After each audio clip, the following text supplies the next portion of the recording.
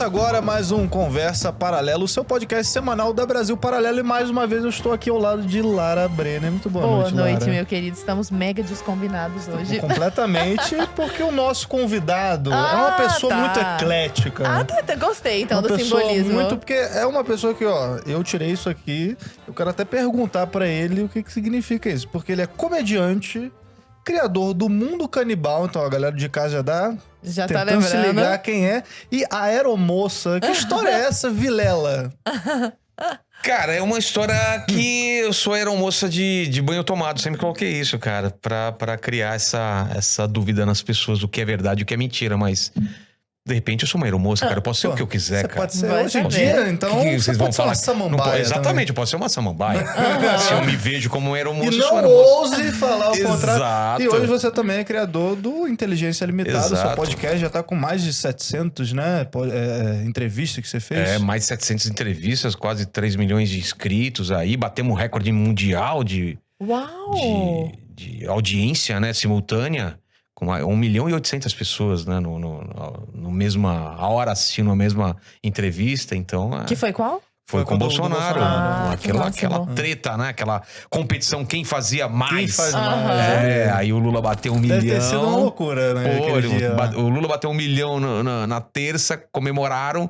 Aí na quinta foi o Bolsonaro, bateu 1 milhão e 800. Aquele meme, tem um meme do caralho, assim. Que deles fizeram na- dos dois, assim. os dois no debate, briga, né? assim. Aí ao par do Flow, assim, o print, né? Com ele com 1 milhão e o seu, tipo, ele maiorzão, assim. A galera 1 milhão briga e e tanto. quem ganha a gente, né? Olha só. Continuem brigando aí Como é pela que surgiu audiência. essa ideia aí do podcast, assim? Cara, eu já fiz tanta coisa na minha vida que eu sempre tô procurando coisas novas, né? E normalmente é por um fator externo. No caso do podcast, foi um fator externo, foi a pandemia. Como eu fazia shows, começou o lockdown, caíram, sei lá, 60 shows meus, não tinha o que fazer, sem grana pra entrar, porque quem é comediante que trabalha com isso, você trabalha com shows, eventos e se não fizer, você não ganha. E aí eu comecei a falar o que eu poderia fazer de casa, o que eu poderia fazer sem ter esse... Porque o que eu faço é contato com o público. É um teatro cheio, é um bar cheio. E não tinha a menor... A gente não tinha a menor ideia de quando ia voltar. Você eram lembra naquela shows- época? Tinha um monte de show sertanejo também, live. Eles começaram a fazer live de show, essas coisas assim. Eu cheguei a fazer uns eventos via computador, mas é muito chato e tal. É porque não tem interação. Não tem ali, né? interação, a gente precisa do riso da plateia e tal. E aí começou a bater aquele desespero, falar, a gente não sabe quando, é 1 mês, 2 meses, cada vez ia protelando aquilo. E aí eu tive a ideia de fazer o podcast, né, o MesaCast, que eu já tinha uma estrutura em casa, que eu já gravava meus vídeos pra internet, eu só adaptei para fazer o MesaCast, um podcast filmado, né? Porque essa ideia de fazer podcast de áudio faz tempo que eu tinha, só tava realmente enrolando. E aí quando veio a pandemia, eu falei, agora é a hora, né? Não, e o mais louco, eu tava vendo sua entrevista pro Flow. E aí, na entrevista de 2 anos atrás do Flow... Antes de eu ter? Antes de você ter, você fala assim, tô começando Inteligência Limitada na semana que vem. Exato. Gente, parece que isso tem uns 10 anos. É verdade. Tem 2 anos. Porque em 2 anos foram quantos podcasts? 700 e poucos, assim. É coisa demais. É coisa demais. Mas aqui eu trabalho mais que o normal também. O pessoal faz de 3 a 5, no máximo, por semana. Hoje em dia, o pessoal tá fazendo até menos, né? E eu mantenho a frequência, assim, de 7 por semana, às vezes 8, às vezes 6. Mas porque como eu falo com pessoas totalmente diferentes e com nichos diferentes, então a gente sabe que nem todo mundo vai assistir todos os podcasts. Então, um dia tá a Gretchen, outro dia tá um pastor, outro dia tá um político, outro dia são tá... podcasts longos, né? Assim que você faz. Você fica 3, Gigantescos. 4 horas Às vezes são longos. Hoje eu gravei um que deu 1h30, tem uns que dão 3 horas. O meu recorde é 8 horas. Né? Cossielo, né? Cossielo. Como é que tu Mas a gente sente tava isso? bebendo também. Como é que tu sente isso? Você liga a câmera e, tipo, enquanto tiver assunto, vamos falando. É isso? Essa é a grande vantagem do podcast, né? Não é uma televisão que você tem tempo, tem comercial pra entrar, tem uma grade e tal. Então o papo dura quanto tempo tem que durar. Eu não fico forçando pra ele ser longo. Alguns a gente nem vê o tempo passar. Quando vê, 3 horas, 4 horas. todos os convidados, a Fabi, a produtora tá aqui, ela pode falar. Quando acaba, o cara fala, caramba, a gente falou o quê? 1h30? Aí, não, 4 horas. Faz 4 horas que a gente tá aqui, que parece que você entra numa câmara do tempo lá. O negócio passa muito. É um tempo diferente mesmo. Porque como a gente tá focado, aqui ainda tem cara de estúdio, é um prédio comercial. Lá é minha casa, então você passa pelo portão da minha casa. Vê a cueca jogada, bagunça da cozinha. Não, isso nem tanto, porque não passa mais pela minha casa, é pela garagem. Mas mesmo assim, são poucas pessoas lá, então é um clima muito diferente. E não parece que tá filmado. Mais aconchegante. Exato. Então tem muita gente que realmente esquece. E vira um bate-papo, né? Ô, Vilela, você tem... Uma das características do podcast é que você leva... O que você falou, um dia vai a Gretchen, outro dia vai um pastor, sabe? Vai a Gretchen com o pastor. Exato. Não, no mesmo dia, na semana passada, eu acho que teve uma sexóloga, as 2, e às 7 já tava um pastor. E eu me embebedei à tarde, tomando 2 garrafas de champanhe junto com ela, e à noite tinha que estar bom pra falar com o pastor, que é um teólogo absurdo. De Genésio. Então, putz, foi legal pra... Eu gosto disso. Sim. Porque a minha vida sempre foi isso, né? Eu me interesso por assuntos muito diferentes. Eu sempre sentei numa mesa e o que você faz? Pô, sou garçom. Pô, como que é? Eu sempre tive essa curiosidade, pelo fato de ser escritor, pelo fato de escrever comédia. Eu tenho um interesse genuíno por tudo que eu não conheço. E não só assuntos diferentes, como perspectivas diferentes do mesmo assunto, né? Exato. Principalmente. Nesse tempo de polarização que a gente vive hoje, que é uma coisa absurda, isso não cobra um preço alto, não? No começo, acho que cobravam. Eu acho que hoje começaram a entender qual é a minha... Porque a galera falava muito do dar palco, né? Você tá dando palco pra esse esquerdista nojento, você tá dando palco pra esse extremista de direita e tal. E aí a galera falou, cara, o Vilela não tá nem um lado nem o outro, ele só tá querendo ouvir as pessoas. Porque a galera acha que se eu sentar com uma pessoa e ela falar, você concorda. Eu tô dando um aval. E se ele tá conversando... não. E eu não sou responsável pelo que essa pessoa fala. Essa pessoa tá falando as ideias dela, eu quero ouvir as pessoas. Genuinamente, eu quero entender a cabeça dessas pessoas, entendeu? E se for uma coisa muito grave, que eu não concordo, eu falo, putz, cara, mas eu acho tal coisa. Se ele quiser insistir nisso, eu não vou falar, se eu não sei o quê, se eu faço isso. Não, cara, não é meu papel. As pessoas em casa, as pessoas tiram muita responsabilidade individual de cada um de tomar a sua decisão. Exato. As pessoas acham que a gente tem que cuidar da audiência como se fossem burras e fossem influenciáveis por um podcast, vai mudar a vida. E se, cara, deixa a pessoa falar. Quanto mais você deixar a pessoa falar, melhor pra você entender como que é a cabeça. Ou se ela cair na própria contradição dela. Não, e o pior, ou o melhor, muita gente já mudou de opinião por causa do podcast. Pô, achava esse cara insuportável. Depois de ver 3 horas com a pessoa, vê que ela tem medo, vê que ela sofreu abuso quando era criança, ou que ela tomou um pé na bunda, ou que ela foi mandada embora e não sabia o que fazer, que passou fome e tal. Ela fala, cara, nunca imaginei. Porque a pessoa vê a pessoa no Twitter ou numa rede social mandando ver, ou sendo agressiva, ou respondendo, não sei o quê, ela acha que a pessoa é só aquilo. Aquilo é uma fotografia da pessoa. Ou editada ainda. Quantas pessoas a gente não achou que era babaca online, e tu vai conhecer a pessoa, tu fala, cara... Não, tem gente que a gente marca assim, eu falo, putz, que saco falar com essa pessoa. E já fico meio assim, quando você liga a câmera, começa a falar, cara, que gente fina. Porque eu mesmo que eu acho que vai ser chato o papo, eu quero ver qual que é. E nunca me decepcionei. Vezes, assim, só uma vez.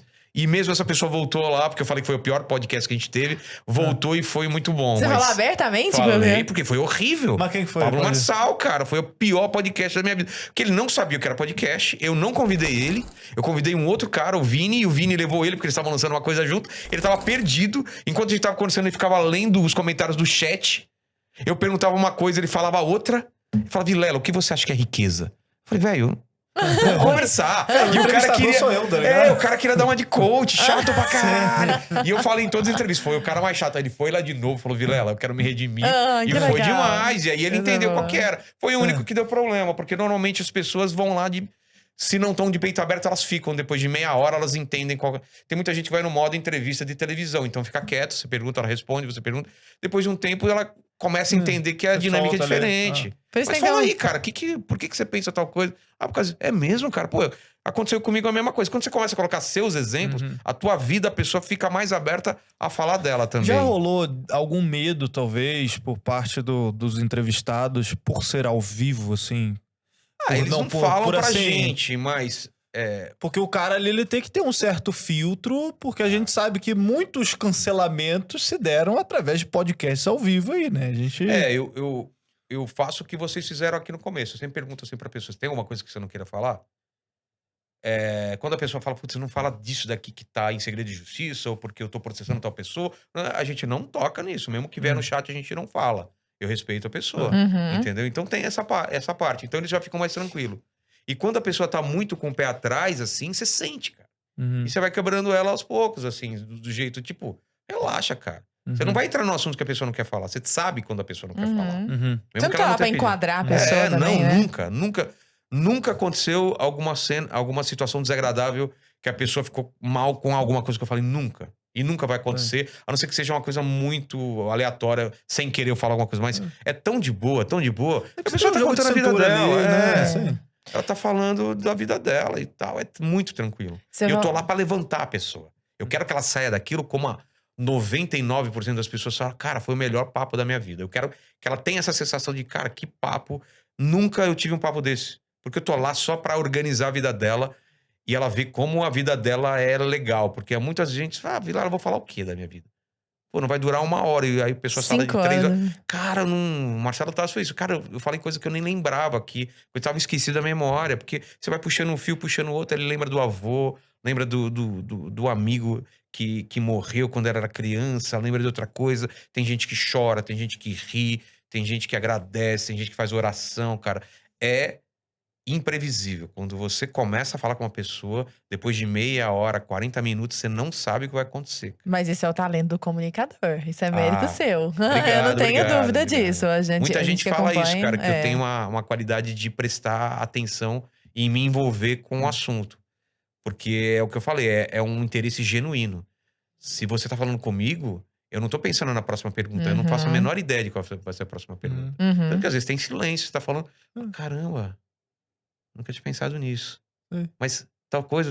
Eu não tô já... Você falou uma coisa e eu fui pra outra pergunta. Já vai linkando com um assunto que... E eu tanto eu gosto desse salto no escuro, de eu não saber o que vai ser, que eu nem preparo a primeira pergunta. Porque a primeira pergunta eu teria que ter. Como que eu faço isso? Eu peço pra a pessoa levar um presente inútil, alguma coisa que tenha uma história pra ela, e aquilo vai ser o assunto que vai começar o papo. Então eu não sei o que a pessoa vai levar. Ela pode levar uma calcinha rasgada, ela pode levar uma prancha de surf, ela pode levar como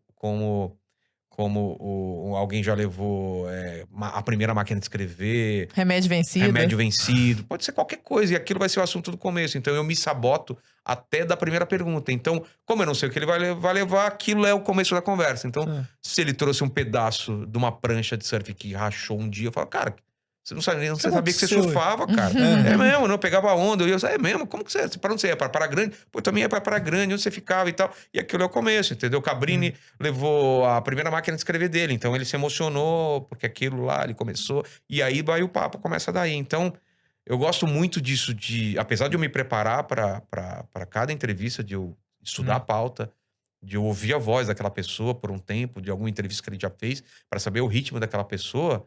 Eu não uso essa pauta a não ser que eu precise, entendeu? Se o papo realmente dá umas travadas, aí eu vou buscar lá na minha memória um show que ela fez, que ela falou alguma vez que foi importante, ou uma figura que é importante. Mas o papo é bom quando eu não preciso puxar. Quando naturalmente as coisas saem. Mas às vezes você tem que puxar. Quer dizer, dá aquela travada, Quem foi o primeiro entrevistado teu? Eu comecei com amigos, né? Como eu não sabia se ia dar certo, não sabia... Os comediantes, assim. O Di Lopes, que é... Meu amigo, foi meu funcionário durante um tempo. Ele já foi meu roteirista de um plantão do Vilela que fazia um giro de notícias semanal. Então eu falei, putz, ele é seguro. Porque pode nem ir ao ar, entendeu? Eu comecei gravado, não comecei ao vivo. Já conhece o cara, pá. Segundo foi o Ricardo Cavallini, que é um cara que fala de futuro, fala de impressão 3D também. E a partir daí fui chamando mais... Por isso que eu comecei muito mais comediantes, porque eram amigos meus. Sabia que rendia papo, eu sabia que sabia falar na frente das câmeras. E fiz... Eu comecei em novembro, até... janeiro eu fiz gravado. Aí depois de janeiro, tava mais seguro, tava com equipamento já pra fazer ao vivo, comecei a fazer ao vivo. E aí não parei mais. Porque o ao vivo tem uma força muito grande, né? Da galera saber que tudo pode acontecer. Como já aconteceu, né? Pois é. Bora Bio. Isso, essa questão. Tudo pode acontecer. E você, comunicador nato que vai puxando a cordinha. Então, realmente, tudo pode acontecer. Inclusive, a pessoa falar alguma coisa altamente cancelável, né? Não é alto... Como que você vê hoje essas contas sendo derrubadas, esses podcasts sendo derrubados e essa liberdade que é algo pelo qual parece que você preza tanto, né? Essa fluidez, as pessoas sendo tolhidas. Pode acontecer, eu tô me lembrando do Nicolas contra o Nando Moura. Nossa. You talk to me? You talk to me? Talk on English. I never saw you talk in English. Talk to me, please. What do you want to know? What do you want me What to do you want say? to know? Oh, What do you want your me to English is say? like an Indian, man. Like, You wanna buy Cruzeiro? Cara, quando Maravilhoso não isso. tem roteiro, como que eu vou prever que não... Maravilhoso Tanto que eu essa tô porra. aqui viajando, Não, de é muito repente eu bom. olho assim... Cara, tu fala, caralho. Os caras estão falando inglês mesmo? Inglês? O que aconteceu? Onde eu tava, assim? Eu acho que eu tava dormindo, que de repente os caras... Eu não vi o começo da conversa. Eu olho pra tua cara, tu... O quê? Isso? Porque começa do nada, Não, e tu né? deixa, fica... Deixa rolar, exatamente. Mas a gente vai aprendendo, né, cara? O lance do cancelável, a gente já sabe quando um cara fala alguma coisa e eu já corrijo, ou eu dou chance da pessoa corrigir logo na hora, entendeu? Porque eu sei que vai dar problema pra ele ou pra mim, então a gente fala, não, o termo que você tá usando, papapá. Eu lembro do Latino, o Latino falou alguma coisa sobre autista, eu era meio autista porque quando sabe, eu era um cantor, mas sabe quando você é meio autista? Eu falei, não, eu entendo o que você tá falando, mas, putz, toma cuidado com esse termo, porque não sei o que e tal. E aí ele corrigiu, colocou outra palavra. Então eu já sei o que vai dar. Então eu dou a chance do cara... A não ser que você é pego de surpresa que não Bora Bill, né? O Bora Bill solta uma piada racista do nada e aí você fica meio... Cara, o que eu faço agora? Tipo, tá ao vivo. E o cara, ele não tá acostumado a tá num programa. Ele nem tinha noção de que tinha muita gente assistindo. Entendeu? Então, a gente vai cortar e tal, mas aquilo me pegou de surpresa, entendeu? É difícil porque acho que você mencionou isso em algum podcast, que o pessoal, quando processa, te coloca no polo passivo também, né? Exato, né? Não processa só a pessoa, processa você junto. Mas respondendo o que você falou, dá um medo, né? Dá um medo. Você não sabe quais são as regras, quais são os limites. A gente vai dentro do que a gente acha que é certo, né? Mas isso pode mudar. Daqui a pouco eu não posso falar palavrão, eu não posso citar tal coisa. Tanto que agora a gente tá muito preocupado em trazer coisas políticas. A gente tá evitando um pouco, porque a gente não sabe. Fica do frame, né? Exatamente, a gente não sabe. Mas já teve alguém que você hesitou em trazer, assim? O Paulo Cogos, né? Paulo Cogos a gente fez gravado de medo de fazer ao vivo, porque um canal já foi meio que derrubado por causa do que ele falou. Sobre vacina, sobre não sei o que e tal. Então a gente ficou meio assim, falou, putz, a gente não vai arriscar. Troquei ideia com ele e falei, cara... A gente não pode falar sobre isso, entendeu? Ele já veio aqui com a gente, né? Acho que foi E aí ele entendeu, não, beleza, nem vou falar e tal. E aí foi tranquilo. Mas a gente ficou... essa é a merda, a gente ficou com tanto medo que a gente fez gravado, entendeu? Pois é, mas você não acha isso muito ruim, não? Claro você que é tem que ruim. ficar com medo de ideias, de discutir ideias. Exato. A gente só aprende, só evolui discutindo ideias, entendeu? Deixa a pessoa falar. O que pode ser A gente tem melhor pra se combater do que Tem um isso? documentário que a gente fez que justamente trata desse assunto, que eu quero entrar nisso com você pra gente falar também, sobre liberdade de expressão, né? Sobre esses limites, sobre quem vigia os vigilantes, né? Watchmen, né? E aí, cara, tem um documentário que a gente fez que é o Donos da Verdade, que a gente critica e mostra justamente esses pontos, né? Que muita gente já foi morta só por falar, né? Só por discutir ideias. Então você tem Galileu ali, o próprio Jesus Cristo mesmo. Então, e quando você coloca algum assunto como tabu, exato, você não tá melhorando você não a pode sociedade. falar aquilo. Você tá escondendo as pessoas que têm pensamentos racistas, homofóbicos. Essas pessoas só não aparecem. Você pega até umas coisas mais banais, vamos colocar assim, do tipo, sem entrar nesse meio de racismo, homofobia e tal. Pega, sei lá, terraplanismo, por exemplo, né? Cara, tem uns caras lá falando de terraplanismo, sei lá, no YouTube. Aí tu vai, mas isso é anticientífico, então tem que proibir esse discurso. Não, cara, tipo, deixa o cara lá falar, vai lá, ouve o que o cara tem pra dizer, fala, porra, isso aqui... Faz isso aqui pode fazer sentido, beleza. Exato. Aí é o que fazem mesmo. Aí tem um vídeo do maluco lá, sei lá, de 3 horas, o cara debatendo, tipo, refutando todos os argumentos do cara lá, do terraplanista. Foi o cara lá falando do Ratanabá. Isso faz no mais meu programa, sentido. entendeu? Cara, então... Falando do quê? Do Ratanabá. Da que é isso? cidade Cidade perdida de... Não conhecia Ratanabá. 4 milhões, sei lá quantos milhões de anos antes, entendeu? Gente, eu não vi isso não, eu quero ver. Pô, foi um assunto aí uma época. Aí eu tava indo de boa, mas aí quando ele falou que a Terra era convexa, né, cara? Aí o cara me perdeu, né, cara? Eu falei, não, até aí eu tava indo. Possível. Agora, Terra convexa não, né, igual irmão? o maluco que foi no podcast e falou que tem mamute saindo do centro da Terra, no Ártico. Não sei, não, porque por isso que os mamutes saem de lá, não sei o que, porque a Terra é oca. Aí ficou Mas você sabe o que é o negócio também? No meio do racista, do homofóbico, do terraplanista, que também não dá nem pra comparar, claro. Mas tem uma pessoa que tá falando um negócio razoável, mas que tá sendo silenciada com essa pecha, com essa claro. bandeira, né, de Vai no bom pacote, mocismo. né? Ela vai no pacote. Tem muita gente assim. Na verdade, é um grande desculpa, né? E nada impede que acontecesse isso com a gente, né? Não impede. Como que você, como comunicador, e sempre muito querendo conversar, entender tudo, entende esse caminho de polarização que a gente tá indo? Eu senti muito antes disso acontecer, porque eu sou comediante. A gente tá sofrendo isso há mais tempo do que jornalistas, comunicadores. Essa plateia, porque é um tipo de idade média, a galera com foice e com tocha, querendo bater em comediante. querendo achar em alguém pra colocar numa fogueira. Então isso já vem acontecendo com a comédia, cara. Assim, os caras cobram veracidade de um comediante e não cobram de um político. Entendeu? E de um comediante, às vezes, em cima do palco. Que tá então, mas o piada. comediante, ele não tem nenhuma. Ele não tem nenhum compromisso com a verdade. Sim. A única função da gente é fazer rir. Se um pensamento for engraçado, a gente vai falar mesmo que eu não concorde com ele. Mesmo que seja pra provar um ponto absurdo. Se eu falo assim que eu odeio o velho na fila do banco, que o velho tem que morrer. Você acha realmente que eu quero que os velhos tenham que morrer? Ou eu só tô colocando esse exagero pra ficar engraçado e eu provar pra você o quanto eu odeio ficar numa fila quando tem muito velho, que eles demoram muito no carro? É só pra provar um ponto de uma forma engraçada, porque o exagero... quando eu falo que... Os velhos só vão no banco na porra da hora do almoço. Exatamente. Quando você tá lá, você saiu do teu almoço pra poder resolver alguma coisa, eles estão lá. Quando eu falo que eu tinha uma namorada que eu odiava porque ela gostava de transar e falar o telefone ao mesmo tempo, e aquilo me irritava. Porque quando ela ia gozar, ela desligava o telefone na minha cara. Quer dizer realmente que eu transava com uma garota, que ela ficava no telefone, ela me traía, não sei o quê. Não, cara, é só porque é engraçado, velho. Sim. É só porque é engraçado. Eu falo muito da minha sogra, que minha sogra fica em casa e eu odeio porque, pô, sua sogra em casa e ela se acha gostosa, fica andando de calcinha e sutiã. E não sei se vocês já tiveram a experiência da sogra morar com você um tempo. Perde toda a intimidade do casal. Você quer transar à noite, tem que transar baixinho pra não acordar minha mulher. É muito complicado.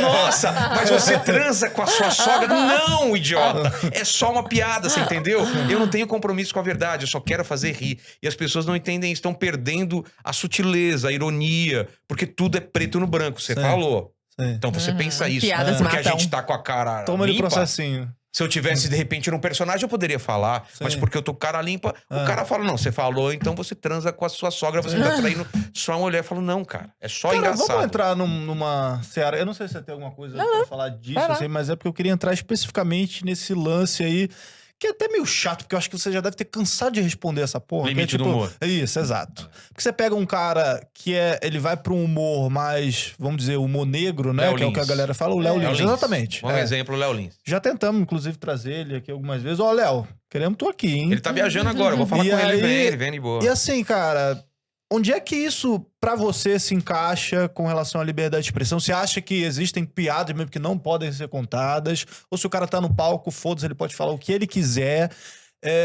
Como é que isso funciona pra você, que é um comediante, que faz as pessoas girem, que, pô, as pessoas pagam pra ouvir você contar piada? O limite do humor é o limite do próprio comediante. Tem piada que eu não quero fazer, que eu não faço. Mas eu não quero impedir o Léo Lins de fazer. Eu não quero impedir você de fazer essa piada. E tem uma coisa que o Léo Lins pode vir aqui, ele vai explicar isso direitinho pra vocês. É o lugar, cara. Um lutador de jiu-jitsu, de UFC, ele não pode estar na Paulista e dar uma porrada em outro cara. Ele vai ser preso. Agora, dentro do octógono, ele pode, porque lá é feito pra isso. As pessoas, ninguém fica, nossa, você viu que absurdo? O cara deu um soco no outro, o outro deu uma cotovelada. Não, a galera tem um pacto. Todo mundo entende que eles estão indo pra lá pra ver sangue, pra ver uma luta e que alguém pode apagar, alguém pode até morrer, não sei o quê. Quando você vai num show de humor de um Léo Lins, você assina um contrato e fala, eu sei que ele conta piada, Exato. eu sei que ele não tem limite, e eu posso não gostar, mas eu vou lá porque eu quero essa montanha-russa de emoções. Agora, você não pode falar que, eu não quero ver Você não compra e eu não quero que ninguém veja. Você tá tirando o direito da outra pessoa que acha aquilo engraçado. E outra, quando você ri de uma piada dessa, não quer dizer que você seja homofóbico, Ou que você concorde. seja racista. Quando ele conta uma piada sobre uma deficiência, não quer dizer que você tá rindo da deficiência. Mas a coisa é tão absurda. Vai um lugar no teu cérebro que você se sente incomodado, que você ri. E é isso, é essa a intenção. Entendeu? Não é à toa que em velório, às vezes, a galera começa a rir, cara, porque é uma situação que você não pode rir e de repente você não pode rir, daqui a pouco tá todo mundo rindo e fala, pô, desculpa, não sei o quê. Elevador também. Então, assim, cada comediante tem o seu limite. A gente não tá falando de na rua o cara contar uma piada racista pra outra pessoa. Aquilo não é o lugar.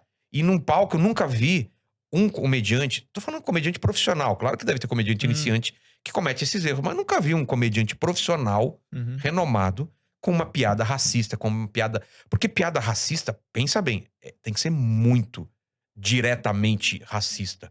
Agora, você falar sobre o problema dos negros, racismo, isso não é ser racista. Você pode estar discutindo essa relação. Você pode estar falando sobre isso. Só que tem gente que acha que nem esses temas você pode abordar. Você não é negro, você não pode... Falar disso. Você não é mulher, você não pode falar sobre violência doméstica. Você não é, sei lá, a favor do aborto. Como você fala sobre aborto? Sei lá. E eu acho que tudo pode ser abordado. Claro que quanto mais o tema é espinhoso, mais habilidade você tem que ter pra tirar graça daquilo e não ser simplesmente um ataque a uma pessoa ou a um tema, entendeu? Então é uma habilidade muito grande que tem que ter. Agora, fala sério, tu não fica com sono, assim, quando vem os convidados que... Chegam, às vezes, esses humoristas pós-modernos, chegam, não, Vilela, mas você é muito homofóbico, muito opressor fazendo esse tipo de coisa, ou porque tem que censurar mesmo o Léo Lins, ou não sei o quê. Cara, nunca foi. Quando eu chamei esses caras, chegar lá, ele muda discurso, cara. Eu já chamei um cara que tinha essa opinião, que fica batendo nos comediantes nas redes sociais, chegou lá, ele virou uma princesa. Não é bem assim. Eu acho que todo mundo... Cara, porque o cara sabe quando você pergunta o básico pra ele, mas você acha que o cara não pode? Ele tem que ser censurado antes? Você acha que ele tem que ser... Não! Só que nas redes sociais ele tá batendo, porque ele quer like, ele quer... Ele fala pra sinalizar a virtude. Dele, sinalizar a virtude. E normalmente essas pessoas são as pessoas mais escrotas na vida pessoal que a gente conhece. O cara é homofóbico, ou o cara é machista e paga... Ele tem tanto medo de ser descoberto que ele paga de virtuoso. Normalmente é assim, cara. Não tô generalizando, claro. Mas normalmente o cara tem tanto medo da galera descobrir quem ele é, que ele quer apontar o dedo pros outros. Falar, olha lá o que ele tá fazendo. Exatamente. Pô, deixa o cara trampar, entendeu? Seja conhecido pelas tuas piadas, entendeu? Muito bom. Ô, Vilela, você entende muito de mídia. Tanto é que você... Entendo nada. Não, entende de veículos de mídia, né? Tanto é que você já esteve no YouTube, já teve produtora, já... Entende de comunicação de maneira geral, né? E de propagação de mensagem. Nesse clima, desse jeito que a gente tá conversando aqui agora, o que você acha que vai ser o futuro das mídias? Você entrou no podcast quando tava tudo começando. Você é meio profeta das mídias, né? Putz, eu sou youtuber tio, né? Tem o youtuber Tim, eu sou youtuber tio. Eu fazia internet de escada, a gente fazia o Mundo Canibal. Nossa. Não tinha nem YouTube ainda. Então, assim... Vi demais de Partoba. Eu sou do primórdio do... Porque eu peguei todo o processo. Eu sou desenhista. Eu fazia quadrinho pros Estados Unidos quando não tinha internet. A gente fazia original e mandava por FedEx pra lá. Pastor Metralhador, o Chuck Norris, tinha um palhaço... Tom Lirola, o Palácio Elésio. Nessa época... Começou a surgir, depois do Mundo Canibal, começou a surgir muito, né? Esse tipo de coisa. Mas só fazia porque era proibido, cara. A gente tava testando realmente os limites. Mas ali era um humor também muito escrachadozão, cara, né? Era absurdamente fora... Era politicamente incorreto, escrachado, era ácido. Só que na época tava todo mundo com a gente, porque ninguém fazia isso. E falava, caralho, olha o que os caras fizeram. Tem um moleque que come merda. Tem um palhaço que é corintiano, mal-humorado, fuma e não sei o quê. Tem um feto. É um feto abortado, é um personagem. O outro é um cara que é o cotoco. Então, assim, hoje em dia a gente ia ser preso, né? Mas naquela época tudo podia, porque tava todo mundo... Era primórdio, tava todo mundo testando as paradas. E a galera não entende isso, que você não pode separar uma obra da época que ela foi criada. Exato. Cara. Eu não posso pegar o Mundo Canibal e analisar com os olhos de hoje. Porque ele não foi criado com os olhos de hoje. Hoje nem teria graça fazer aquela mesma coisa que a gente fazia. Porque a gente já fez. Porque Simpsons já fez, porque South Park já fez. Agora é a hora de criar uma outra coisa, entendeu? Cara, eu uso o mesmo argumento sempre, o mesmo exemplo, inclusive, que tem um quadro que é um quadro tão curto que até o Hélio de la Penha falou que eles nem iam, tipo, dar tanta importância pra eles. Fizeram uma coisa curta, assim, que eles estavam pensando. Que eles faziam aqueles paródia de novela, né? E aí, cara, esse é maravilhoso, que é o Hélio de la Penha, vestido bem, assim. Lembro. Com a... Chocolate cumprimenta, Poxa, né? E ele chegava só para as pessoas, olha, prazer, chocolate, seu criado, não sei o quê. Tipo, prazer, chocolate cumprimenta. Tipo, cara, já mas foi era lá. muito bom, cara, Eles isso. tinham, o show dele chamava Preto com Buraco no Meio. Esse poderia hoje. Por que é preto com buraco no meio? Porque o LP é um negócio preto com buraco no meio. Você entendeu? Mas Sim, mesmo mas- isso hoje não poderia. Não poderia entendeu? jamais. E É. eles mesmo falam da censura depois dos governos petistas e tal, porque teve um Foi período, mudando. cara, eu adorava Cacete do Planeta, passava terça-feira à Fazia o noite, Fernando assim. Henrique. Era fazia genial. E aí depois, não pode fazer piada com político. Não pode piada assim, não pode... Aí depois, tá ficando sem graça. Não é que tá ficando sem graça, é porque, pô, o principal, o que eles faziam, você não pode mais fazer, né? Porque quando você começa a sacanear a política, o humor é muito importante nisso também, Claro né? que é, né? De você Não tem falar nada também mais- verdades ali através Não tem nada mais forte do que o humor, cara. de ridicularizar certas pessoas, todo mundo os tem medo de políticos virar e tal. meme, todo mundo tem medo da caricatura.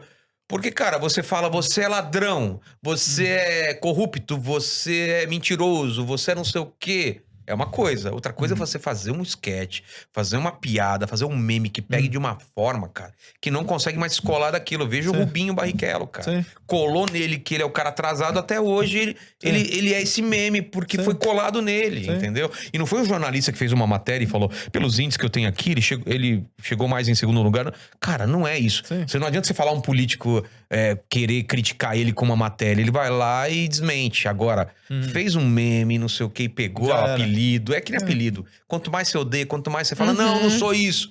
Aí ferrou, você já ficou com aquele apelido, entendeu? É verdade. Então é isso. O humor tem uma força absurda, entendeu? Ô, Vilela, você já fez 1000 coisas, né? Que livro é esse aí? Conta pra nós. Esse é o meu novo projeto. Por quê? As pessoas devem pensar, pô, mas ele escreve? Além de tudo, Ele faz quadrinho? Não, então, eu sou isso lá atrás, entendeu? Eu comecei a trabalhar com 14 anos como desenhista. Meu sonho era ser ilustrador e fiz capa da Playboy, não, né? falei, caramba, não sabia disso não. Faltou só essa capa, porque fiz capa da Veja, capa da Placar, capa de tudo quanto é revista. E isso é um dos ressentimentos. Cartunista? De cartão? Desenho mesmo. De Tipo desenho? isso aqui, ilustração. Aqui, ó. Ilustração. Isso aqui é minha. E, cara, Playboy foi a única capa que eu não fiz. Então fica aí a dica, né, de uma coisa que eu não realizei Pra isso ainda. seria essa retratação Exato. pública. Então, e chegou uma idade que eu tava fazendo... Nossa, tá muito bonito isso. Dá uma olhada. bem Que eu tava fazendo quadrinhos e um cara, um estúdio daqui, perguntou se eu não queria mandar pros Estados Unidos. E aí, de repente, comecei a mandar material meu pros Estados Unidos. Tava fazendo quadrinho pra Marvel, tava fazendo carta de Magic, tava fazendo muita coisa pros Estados Unidos. Isso com 18 anos de idade, entendeu? Então, assim, Nossa. comecei muito cedo. Só que romance, livro, eu demorei muito pra fazer. Porque eu tinha esse universo criado, que é um universo que eu criei há muito tempo, uns 20 anos atrás. E eu fiz quadrinhos sobre eles, sobre esse universo, tudo, esses jogos do apocalipse, né? O que seria isso. E aí eu falei, pô, eu quero fazer uma série de livros. E aí, antes da pandemia, eu terminei esse primeiro livro aqui. Aí veio a pandemia, atrasou um pouco, e agora eu tô fazendo esse crowdfunding, né? Que é Vou mostrar aqui pra galera. Ah lá, o Fusca Azul, né? Dá Nossa, pra ver aí? muito Ó, que legal. legal. Azul é Nossa, o e é clássico. muito Lembra? bem feito. Tomei muito tapa por causa disso, Porra. né? Fusca Azul! Pá! Muito bom. Muito Então, massa. eu tô com esse financiamento coletivo, que é uma forma dos fãs, de quem curte meu trabalho, faz uma pré-compra, né? Ele dá o dinheiro, ele acredita no projeto, e aí esse livro vira realidade. E já virou, porque a gente bateu a meta em 24 horas. Só que agora tem as Nossa. metas estendidas, ou seja, isso daqui que é um protótipo do livro, Isso é um romance. é um romance, 600 e tantas páginas e tal. Ele vai virando cada vez uma coisa melhor. Capa dura, uma cor especial, vira um acabamento melhor. Esse quadrinho aqui, ele é um quadrinho de 300 páginas. Aqui também é um protótipo. Ele é muito maior do que esse. É uma história grande. E tudo é dentro desse mesmo universo. Então tudo é o mesmo financiamento, não são coisas à parte. São prêmios diferentes. Imagina que o nível menor que você paga, você ganha só o livro. Você paga um pouco a mais, você ganha o livro e o Mais o quadrinho, quadrinho, que entendi. também é do mesmo universo. Um pouquinho a mais é o livro, não sei o que, mais um jogo de tarô com os personagens. E o último nível, você, tem um jantar comigo, pode assistir podcast, sei lá, e tem outros que vão sendo desbloqueados. A gente tá hoje chegando nos 100 mil. Vai, sei lá, 200 mil, não sei quanto, você vai desbloqueando outros prêmios que, mesmo o cara que pagou o prêmio mínimo, ele vai ganhando essas coisas a mais também. Então, é bom pra todo mundo isso. Que universo é esse? Esse universo é meio louco, porque é o seguinte, você imagina, tem um pouco de Brasil paralelo aqui com os jogos da tesoura, vocês vão curtir isso aqui. Que legal. Porque é o seguinte, imagina que tem Tem jogos que a gente joga sem saber. Alguns seres ancestrais que existem desde o começo de tudo controlam a humanidade de alguma forma através de jogos. O jogo principal é o Jokenpô. Não sei se vocês já jogaram esse papel, pedra e tesoura. Já, claro. Então, a gente é dividido, a humanidade, em papel, pedra e tesoura. O que são os papéis? São as pessoas que mudam a realidade através de ideias. Jornalistas, vocês, músicos, cientistas, a gente. Ideias, músicas, matérias, a gente muda a realidade. Pedra é a grande massa da população. Eles mudam porque são muitos. Pequenos ou grandes grupos. Grandes amontoados de pessoas fazem mudanças. E tesoura é poder político, econômico e religioso. Mudam porque estão no poder. Eles têm esse poder de fazer mudança. E funciona como jogo. Papel embrulha pedra. Nós conseguimos influenciar uma massa a fazer uma mudança. Pedra quebra papel. Uma massa enfurecida é capaz de derrubar um governo. Começar um novo governo. É capaz de trocar... Quebra tesoura. Quebra tesoura, eu falei? Isso, quebra papel, que você falou. Ah, desculpa. Pedra quebra tesoura. Isso. Uma massa pode começar ou terminar um governo, exato. Pode começar ou terminar uma religião, pode mudar a forma econômica de como ele faz as transações. E tesoura corta papel. Se você estiver incomodando um desses 3 poderes, você pode ser preso, pode ficar pobre, pode ser excomungado. Então esse é o grande jogo. Só que cada livro trata de um jogo específico. Esse primeiro aqui, todos esses são jogos do Apocalipse. E esse aqui eu falei é o jogo que manda em todos. Agora, o primeiro jogo, que é esse Ligue os Pontos, conta a história de um comediante, começo de carreira, que trabalha de dia numa loja de quadrinhos, vendendo quadrinhos, pra bancar, porque ele tá no começo, não tira muito dinheiro com show. E um dia, ele pede pra sair mais cedo pro patrão dele, que também é o melhor amigo dele. Ele vai pegar um metrô, tá estudando as piadas que ele vai fazer, pra fazer um show com os amigos. Num comedy club, ele tá lá estudando as piadas, de repente aparece um velho na frente dele, aqueles velhos loucos que às vezes aparecem no metrô, no ônibus, começa a falar umas coisas estranhas do nada, gritar com umas roupas toda estranha, meio anacrônico, e ele tá com um caderninho fazendo umas contas e tá com uma mochila do Bob Esponja amarela que não combina nada com ele. O cara não dá muita atenção, fala, tá, beleza, e continua lá assim, meio ignorando. Aí o cara mostra o que ele tá fazendo um monte de contas naquela caderneta e no final dá um 0 e fala que ele tá zerado. Mostra pra ele que, você tá zerado. Ele não entende nada, fala, velho, legal, velho louco e tal. O cara desce numa estação de metrô e ele acha que ele tá livre daquilo. Só que quando ele olha, o velho deixou a mochila no pé dele. Aquela mochila do Bob Esponja estranha. Ele vai ver, tem uma etiqueta com nome e sobrenome dele. Aí ele fica encanado, fala, cara, que porra é essa? Ele abre a mochila e tem 9 objetos totalmente aleatórios e estranhos. Tem uma máscara estranha, tem um cubo mágico com umas figuras estranhas, tem uma revista de passatempo, tem uma arma no final. Ele acha uma arma, um revólver lá dentro, ele fica com um mau cagaço, fala, caramba, é alguma coisa de assalto, o policial colocou aqui pra plantar isso. Ele começa encanado, fecha aquilo, chega à estação dele, ele desce meio encanado com aquela mochila, chega para os amigos, não fala nada, chega no comedy club, ele fala pros amigos, vocês não fazem comédia, vocês não sabem, ninguém quer abrir o show. Abrir o show é a pior coisa do mundo. Você vai pegar a plateia fria, e você vai contar umas piadas que ninguém vai rir, até você esquentando pro próximo comediante vir e fazer a festa. Então tem aquela briga, ninguém quer começar. Ele fala, eu abri no último, eu não vou abrir agora, beleza? Sorteiem aí, mas eu não vou ser o primeiro, e ele vai pro banheiro. E os caras vão sortear a ordem de quem vai fazer o show. São 4, 5 pessoas.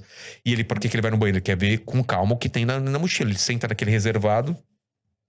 E você sabe, talvez no banheiro feminino não tenha isso, mas no banheiro masculino, o que tem na porta do banheiro? Um monte de palavrão, telefone, mini rolas desenhadas, tá ligado? Homens. Aí no meio... Ei, qual é o problema? A gente cresce desenhando isso, né? Faz até com asa, né? Não tem as voadoras ainda, né? Qual é o problema da rola Que alada? brega, meu Deus, da rola prédios, alada. monumentos em formato de rola. Pô, isso é... A gente desenha num papel, coloca numa cadeira, quando é moleque na escola, o cara assiste e fala, cara, olha como a gente é idiota. Isso é tão importante para os muito homens que retardamento. saiu até uma reportagem assim de tipo... Uns caras, os controladores de voo, estavam analisando por que um piloto simplesmente desenhou uma rola no céu com um Você avião. tá Ele zoando. foi, tipo, com um avião, ele fez um desenho Tipo aqueles assim. com a fumaça. Exato, tipo, e aí não ficou, tipo, saiu Por na quê? reportagem, assim, Não. tipo, eu falei, Oi. Exato. um trajeto estranho do piloto, não sei o que, o cara fez isso. Mas ele desenhou asa? Porque tava Não, voando, não, gente. não, então ele ia precisa, cair do não céu. precisa. Já tá no céu. O cara Faltaram não as teve esse asas. tempo todo, assim. Mas imagina tu isso. Sim. Imagina esse banheiro com esse monte, esse emaranhado de ligue pra mim, não sei o que, tal, desenhos. Só que no meio da porta, ele achou estranho que tava numa cor diferente, escrito ligue os pontos, o número 1, e uma linha que saía dessa porta, e até o azulejo, e continuava no azulejo pra fora do reservado. Ele fecha aquela mochila com aqueles objetos que ele olhou bastante, uma chave estranha, grande, de metal. Ele continua aquela linha que termina tem um ponto número 2 na torneira onde lava a mão. Ele usa a torneira, lava a mão, a linha continua pra fora do banheiro, ele vai olhando e no bar a linha continua até uma mesa onde tem uma cadeira vazia, a linha termina lá. Aquela cadeira tá vazia por quê? Porque é uma mesa do lado do palco que os comediantes deixam pros convidados deles, namoradas ou quem pede ingresso. E nesse dia específico, uma menina chamada Beatriz, bonitinha, pediu ingresso pra ele VIP, ele, claro, solteiro, falou, vai lá, já tem um lugar reservado, só que a menina não foi. Então a linha tá terminando onde deveria sentar essa menina que ele deu um VIP pra ela. Chamam ele sobe no palco, começa a contar piada. Normalmente, num show desse, você tem 12 a 15 minutos, é combinado. Então tem o tempo lá, ele tá fazendo as piadas dele. No meio do show, chega a menina atrasada, pede desculpa pra ele, reconhece. E ela senta exatamente no lugar onde estava reservado. Só que ela senta aqui, a linha termina atrás dela. Ela tira a blusa dela, qual a estampa da camisa dela? Um número 3. Aí ele fica encanado, fala, cara, que porra é essa? E ele continua o show meio atrapalhado e tal, e ela rindo das piadas. Chega lá pros 10, 11 minutos, ele ainda tem uns 5 minutos pra fazer a piada. Ela recebe alguma coisa no celular que deixa ela aterrorizada, ele vê, porque ele tá fazendo piada principalmente pra ela, pra ver se consegue pegar ela no final da noite, aquela coisa comediante, tá rindo e tal. Ela faz um sinal que ela precisa ir embora, alguma coisa muito grave aconteceu, ela recebeu um negócio. Ela sai tropeçando em tudo, derrubando mesa, derrubando não sei o que, ela sai apavorada, ele fica assustado, contando piada, mas meio atrapalhado. Ele ia dar aquela acelerada pra terminar a piada logo e que ele sabia o que faz. Ele nem faz o tempo dele, tanto que outro comediante nem tava esperando, sobe no palco. Ai, com vocês, Marcel, acabou de sair e tal. Ele vai pra entrada da mulher, pegou o carro e foi embora. Ele não conseguiu falar com ela. Só que ela deixou um guardanapo com um recado pra ele. Ele pega o recado e tá escrito, se você quiser viver, e um quadrado só. E mais nada. Ele fica lá do lado de fora do barzinho, esperando o show terminar e pensando, que porra é essa? O que aconteceu? O melhor amigo dele, que é comediante também, encerra o show, chega lá e fala, o que foi, cara? Porque você fez pouco tempo. Você tinha mais 5 minutos, atrapalhou todo o show, eu tive que fazer mais tempo, eu nem tinha piada pra isso. Aquele papo e tal. Fala, cara, você não sabe o que aconteceu. Aí conta toda a história, um velho no metrô estranho. Só que ele fala, cara, saquei. Esse melhor amigo dele tem um canal de pegadinha no YouTube. Ele fala, que trouxa que eu fui, você contratou o velho, você contratou uma mina com a estampa do número 3, você escreveu Liga os Pontos, eu tô sendo filmado, eu tô sendo palhaço, você vai soltar amanhã no seu canal e eu tô... É isso. Ele fala, cara, não sei do que você tá falando. E você falando, ele conta a tua história e falou, acabou no número 3 o Liga os Pontos? Não. Olha o número que foi sorteado. Você foi o número 4. Você entrou no palco, você era o 4º comediante. Ele fala, não é possível. Que porra é essa? Aí o amigo dele começa a empolgar, fala, cara, vamos procurar o número 5. Fala, não, que isso, não... Fala, não, tem que ter o número 5 aqui. Vamos continuar esse jogo. Ele começa a se empolgar. Aí ele vê um carro parado, aqueles carros de Uber, black, todo filmado, preto.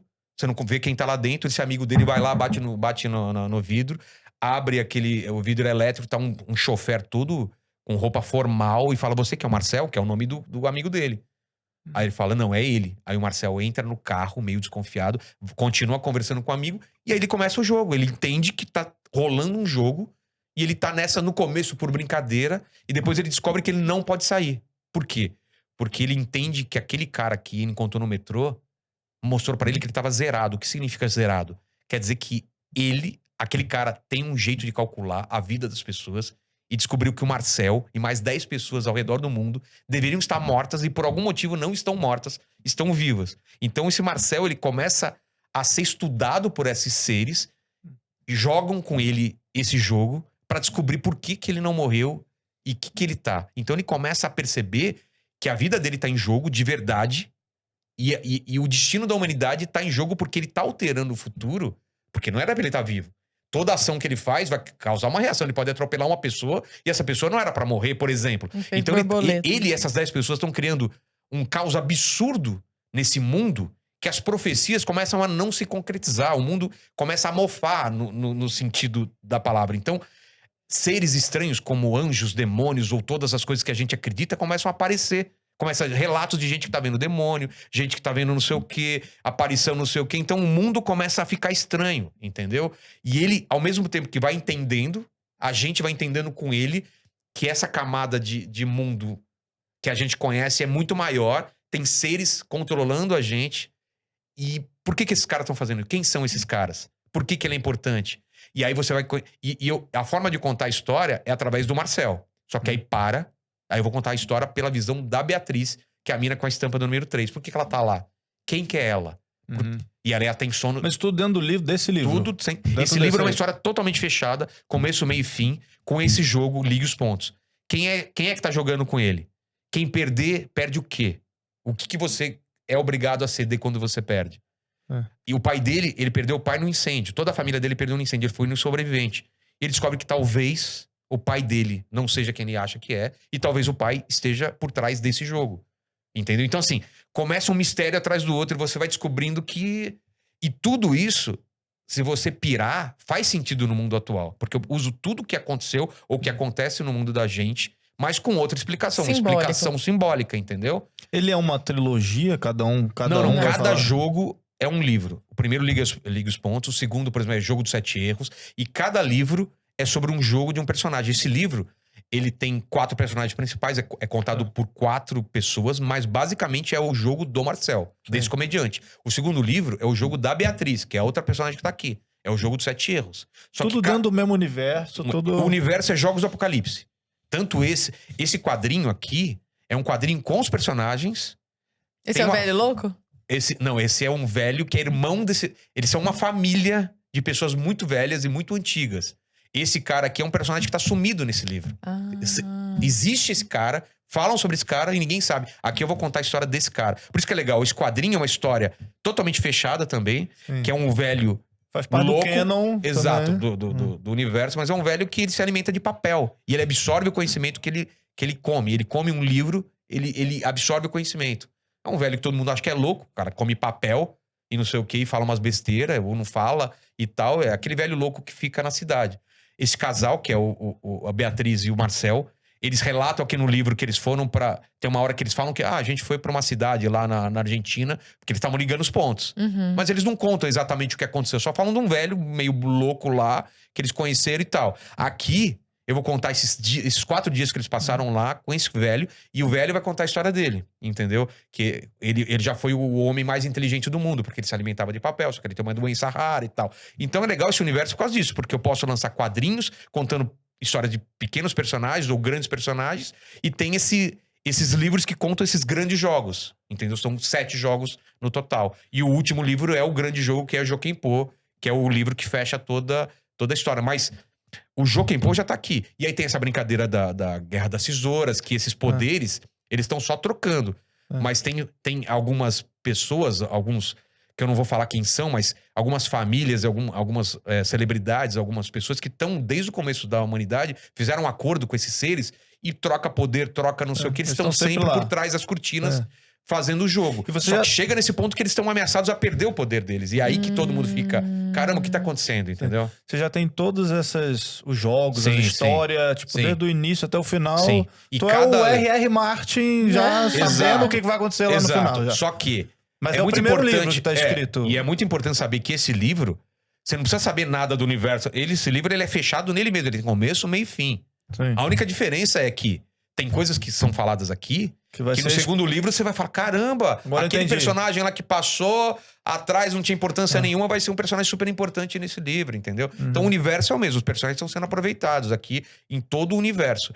Que esse universo dos jogos do Apocalipse, entendeu? Quais foram suas referências? Me pegou demais demais. Eu tô assim, cara, que viagem. A gente quer fazer série. De onde saiu isso? Podcast, vamos falar isso mais aí. O que essa Beatriz fez aí? Não, e outra, pensa uma coisa. Como eu sou desenhista, quando eu escrevo é muito visual pra mim. Sim. Eu não consigo escrever sem antes imaginar toda a cena visualmente acontecendo. Então o livro ele é muito visual.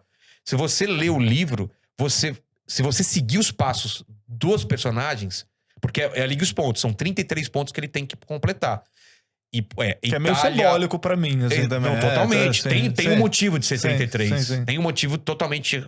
Nem conheço nada do livro, tô pegando agora, tá? Exato. Mas pra mim Idade já... de Cristo, sabe? Tudo aqui, todos os números, e tudo é 3. É papel, é tesoura. Você vai começar a entender que eu construo todo um universo meu. Tem anjos e demônios? Tem. Só que a divisão de anjos é em 3. Eles também estão divididos em papel, pé, tesoura. Demônios também estão divididos em papel, pé, tesoura. Onde entra Deus nesse mundo? Existe Deus? Ou não existe? O que aconteceu com ele? Tem muitas perguntas que são levantadas e são respondidas aqui. Mas o que eu queria dizer é isso, que esse personagem, ele percorre um caminho que qualquer pessoa que está lendo o livro pode fazer exatamente o caminho dele e vai ver o que ele viu. Isso que é legal. Então tem uma cena, por exemplo, em Portugal, em Sintra, que tem um poço lá, que é uma torre invertida, que é um lugar super místico, que é feito para maçonaria, que tem um momento super importante do livro lá, que se você for lá, você vai descer os degraus, você vai contar exatamente não sei o quê, você vai olhar para baixo, você vai ver o que... Então, assim, é descrito de uma forma que você pode percorrer exatamente os pontos que o personagem está percorrendo e você vai ver exatamente o que ele viu. Só que com a diferença que ele tá atrás de pistas. Cada ponto leva uma pista pro próximo e ele encontra essas pistas, entendeu? Pra você ter todo esse repertório, assim, é porque você deve ter viajado também por esses lugares. Sim. E, Tudo faz você tudo catalogou faz parte, isso tudo e falou, cara, isso Como faz... é um projeto muito antigo, eu tô recolhendo pistas e informações há muito tempo. Porque eu não tinha pressa de escrever esse livro. Eu falei, vou escrever quando ele estiver pronto. E tinha muita coisa que faltava, umas peças que faltavam pra mim. Já tá há quanto tempo nessa caminhada? O projeto assim? todo é mais de 20 anos. Você imagina que a ideia do Joaquim Pô é uma ideia muito antiga. Só que esse é um conceito. Como é esse mundo? Deus tá vivo? Pô, Deus criou tudo? Tem demônio? Tem anjo? Como que eles se interagem com o nosso mundo? Eu sempre pensei nessas coisas e eu fui escrevendo sobre o universo. Sem pretensão em escrever livro. Fui escrevendo sobre o universo, como funcionava o universo, ideias soltas. Aí quando eu me senti seguro, falo, pô, eu tenho uma história, eu quero contar a história de um comediante, não sei o quê. Imagina que ele tem que ligar uns pontos e não sei o quê. Aí a história foi criando. Só que, por exemplo, tem um personagem aqui que ele era totalmente secundário. Ele entrava e saía, sei lá, na página 40, que é o Pedra. É um assassino serial. Ele não era... Só que ele cresceu tanto no livro, ele começou a ter um background tão forte que ele virou um personagem super importante pra essa saga. Então você tem esse lance inesperado também, de que você sabe a história, você sabe pra onde ela vai, só que o caminho que você vai fazer, você não sabe exatamente. Isso que é a graça de escrever. Você sabe o final, você sabe o que o personagem mais ou menos tem que fazer, só que você vai jogando a situação pra ele. Começa o livro, a primeira cena do livro é esse personagem Marcel, vestido com black tie, com olho roxo, sangrando o nariz, com uma arma debaixo do queixo. Tem um cara estranho, com o olho todo... Sabe quando você tem um incêndio, alguma coisa, ou pega fogo e o olho todo tá com aquela carne toda... O cara não tem os olhos, com uma roupa muito estranha, e perguntando pra ele, que tipo de pessoa que você é, Marcel? Vai lá, que tipo de pessoa que você é? Ele fala, não sei que tipo de pessoa que eu sou. Então, cara, que tipo de pessoa eu sou? Aí ele vai, dá um tiro, corta, blackout, e a história retrocede 8 horas pro passado, mostra esse cara saindo da Gibiteca, indo fazer o show. Ou seja, você sabe que em 8 horas ele vai estar com uma arma. Tudo isso, você já sabe que essa arma é a arma que vai estar dentro daquela mochila que ele vai receber. Ele se mata? Por que ele se mata? O que ele tá fazendo? O que é esse cara? Então você sabe, a história sempre vai pra trás e pra frente, brincando com o espectador, sabendo o que vai acontecer, volta um pouquinho e vai àquele ponto. Mais pra frente, a Beatriz, ela tá com a camisa número 3, mas por que ela tá lá? Aí você vai lá atrás, 12 horas atrás ou 2 dias atrás, e ela tem um sonho premonitório, que ela tem que estar com uma camisa tal em tal lugar, e tem que mandar... Aí você vai lá. Aí quem é esse cara do metrô? Aí você vai tantas horas atrás. Então, assim, a história ela vai te dando peças todas separadas, que as coisas vão juntando, você vai formando uma imagem e fala, caramba, tô entendendo. E cada vez você vai entendendo melhor a história. E quando você acha que você entende, não é nada, você acha aí é outra coisa. Porque como eu construí esse mundo com muita antecedência, eu posso jogar pistas que pareçam uma coisa e a outra, mas tudo faz sentido no final. Pra esse grande desfecho e esse liga os pontos. Qual é a função do liga os pontos sempre? É formar uma figura. Então, quando você forma essa figura, ou seja, você foi por todos os pontos, essa figura tem que ter um sentido. Por mais aleatório, a vida da gente é assim. E a minha vida foi assim. Eu comecei fazendo desenho, De repente, alguém fala, quer fazer quadrinho? Aí você vai pra um ponto. Não, não queria, eu queria fazer desenho. Tá, eu vou fazer quadrinho. Aí eu começo a trabalhar pros Estados Unidos. Pô, se eu fizesse animação, aí faz o Mundo Canibal, uma ideia que eu nunca tinha tido antes. Aí do Mundo Canibal, estou trabalhando com humor, por que não fazer comédia stand-up? Então a vida da gente é, a princípio, um liga os pontos totalmente aleatório, porque você não sabe a figura que vai formar, porque você tá dentro do jogo. Só que quando você liga ponto suficiente e você se afasta daquilo, cara, tudo faz muito sentido. Minha vida faz sentido. O podcast hoje em dia faz muito sentido pelo meu background. Eu trabalho em tantas coisas diferentes, conheci tantas coisas diferentes, que qualquer pessoa que tenha lá, ou eu ouvi alguma coisa que ele falou, eu sei um pouco do que ele falou, porque eu já conversei e trabalhei com gente de áreas totalmente diferentes. Então, faz sentido. E você vai perceber isso no jogo. Você vai ligando os pontos e fala, cara, não faz o menor sentido. Ele vai pra Portugal agora pra quê? Ah, tá, entendi. Agora tá na Itália, agora tá na não sei aonde. Ele vai conhecendo pessoas, ligando pontos, porque o pai dele ou essas pessoas que estão atrás querem que ele vá entendendo a história e junto com ele você vai entender, entendeu? Então é um modo de contar a história onde você vai descobrindo junto com os personagens partes da história e cada um sabe de uma parte, só que você tem uma posição privilegiada, porque você tá na cabeça do Marcel, você tá na cabeça da Beatriz, você tá na cabeça do Caliel, que é o grande antagonista, e desse cara maluco que é o Pedra. É meio parecido com o jeito do Dan Brown de recortar. Não me interessa mais o que você vai dizer, eu só sei que você tem mais 6 livros pra escrever, entendeu? Não vem com essa igual do R. Martão lá que mas tá devendo, pô, mas o legal do pessoal saber é que mesmo que os outros livros você não leia, não faz a diferença, ele tá fechado aqui. É que os outros livros você vai saber de outros aspectos, entendeu? Agora, eles não Vilela, são sequenciais, assim. O que formou o seu imaginário? Quais foram essas fontes de ver? Me fala, assim, mil coisas, assim, mas tipo, as principais. Lost, quadrinhos, Watchmen, V de Vingança, Ray Bradbury, que, pô, eu lia quando era adolescente e ele tem uma forma de escrever maravilhosa, que ele escreve ficção científica e fantasia de um jeito que ele coloca o ser humano de uma forma tão poética que aquilo me pegou. Isaac Asimov, que ele não sabe muito bem, ele não descreve muito bem as coisas, mas ele é um cara que faz você virar uma página atrás da outra. Você quer saber o que vai acontecer. Stephen King, todo esse livro tem uns momentos de rituais, de coisas que ele é muito... Ele é muito terror. Ideia. Tem umas horas que eu escrevi à noite, umas horas, e aconteceu umas coisas estranhas. Eu sou meio encanado com essas coisas. E tem um ritual que uma personagem tem que fazer aqui, que ele existe, ele é real, e ele é muito pesado. E eu tive que estudar sobre isso. Então, eu entrava numas coisas que eu mesmo me afetava isso na minha vida, assim. Tinha umas horas que eu tinha que parar de escrever, assim. Pô, o negócio tá eu tô começando a ver umas paradas que eu não quero ver, entendeu? Ou então, tem que estudar o lance de nanotecnologia. A galera vai ler isso aqui e fala, pô, o cara escreveu que tem uma pandemia porque teve a pandemia. Só que eu escrevi isso antes de ter. E era indiana. E começa na Índia, essa pandemia, entendeu? Então, assim...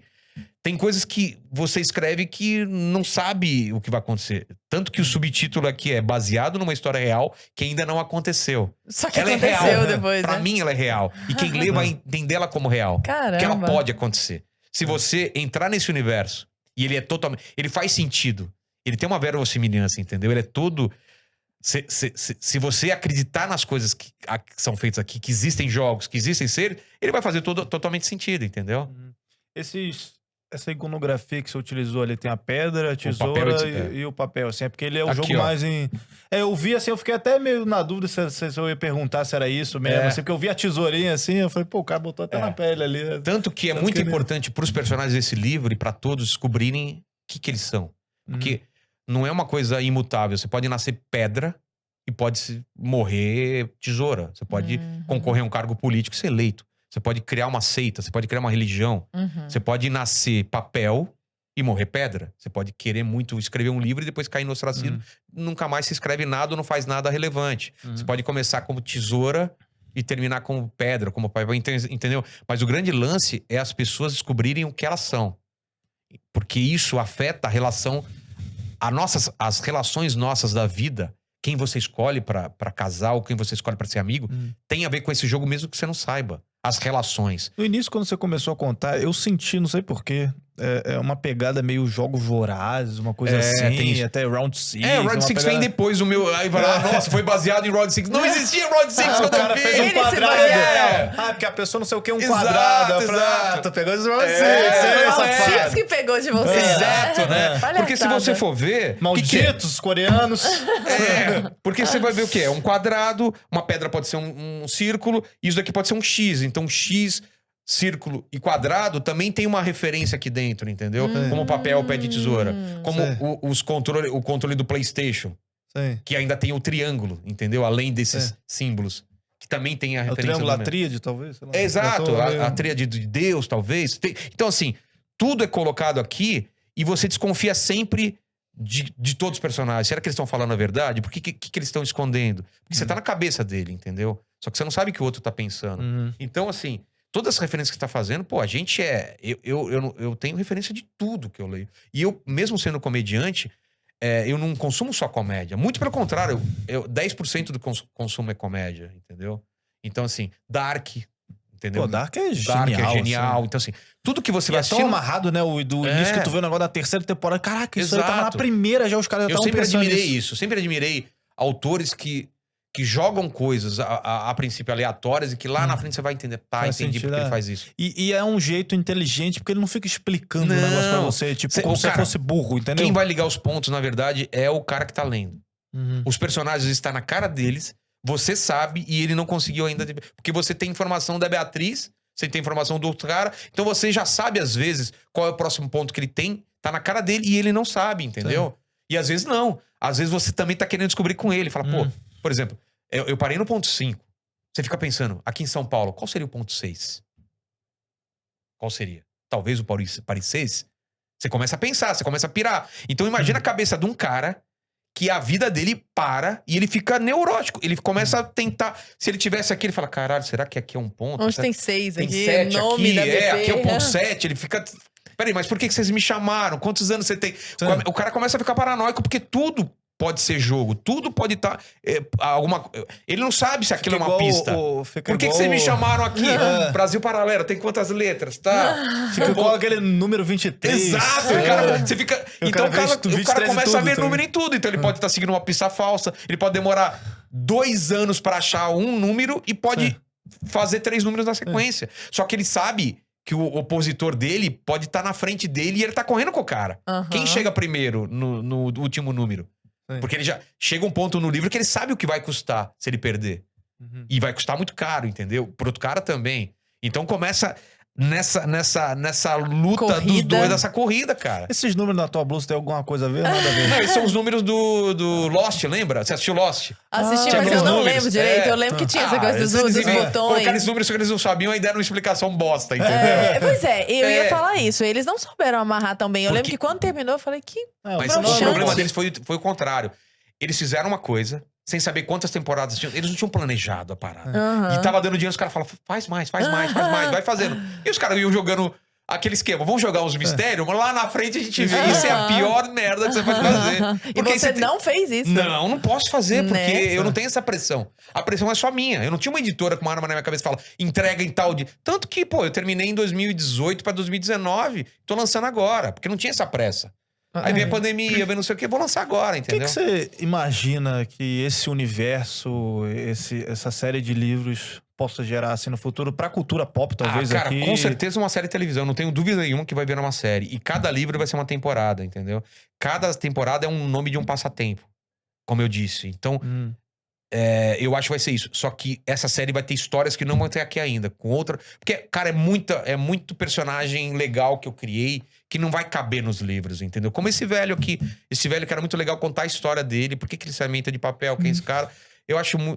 Ia ser muito chato eu perder 60 Como é que você palavras. faz, por exemplo? Você 60 páginas. divide em, sei lá, eu vou falar sobre esse velho. Aí tu escreve, sei lá, meio que um panorama Eu faço uma todo do escaleta. velho. Tipo, é o velho, nome tal, filho de fulano, J.K. nasceu Rowling faz aonde, isso. não sei o quê. Não. Você tem, tipo, Começa com uma ideia simples, assim. Imagina um velho que come livros e adquire e absorve conhecimento. Isso foi a ideia básica. Sim. Tá, quem é esse velho? Eu posso colocar ele no universo? Tá, então ele vai ser tal cara. Por que ele tá sumido? Por que ele tá em tal lugar? Ele não lembra de nada da vida dele. Por quê? Tá. Beleza. Aí eu vou criando o background dele. Uhum. De repente eu tenho a história dele. E eu só começo a escrever quando a história tá completa. Por enquanto, se eu tivesse aqui e Mas tivesse você com essa escreve história isso aberta... separado, por exemplo. Você Escrevo, bota isso, é. tipo, Eu tenho- essa Não. é a história do velho. É, eu Aí tenho depois várias encaixa histórias no livro. soltas. Eu tenho histórias que não são livros, que é um gênio da lâmpada. Eu tenho história de um gênio da lâmpada que ele aparece nesse livro aqui. E, cara, eu sei o background dele. Mas eu não escrevi ainda a história dele completa. Eu quero começo, meio e fim. Quem é esse cara? Por que ele tá solto? Por que ele tá solto no mundo de hoje? Pra quem ele já concedeu desejos? Qual é o papel dele no mundo? Eu não sei. Só que eu tô conversando com vocês, de repente vem uma ideia. Ou assisto um filme. Caramba, ele pode ser um lutador de MMA, como a gente falou aqui. Cara, é mesmo, ele é um lutador de MMA e ele ganha muito porque ele tem a vantagem, não sei do que. Aí eu falo, putz, não dá certo. Aí eu falo, não, ele tem que ser uma mulher, não pode ser um homem. Eu vou fazer uma mulher, é gênia, sabe?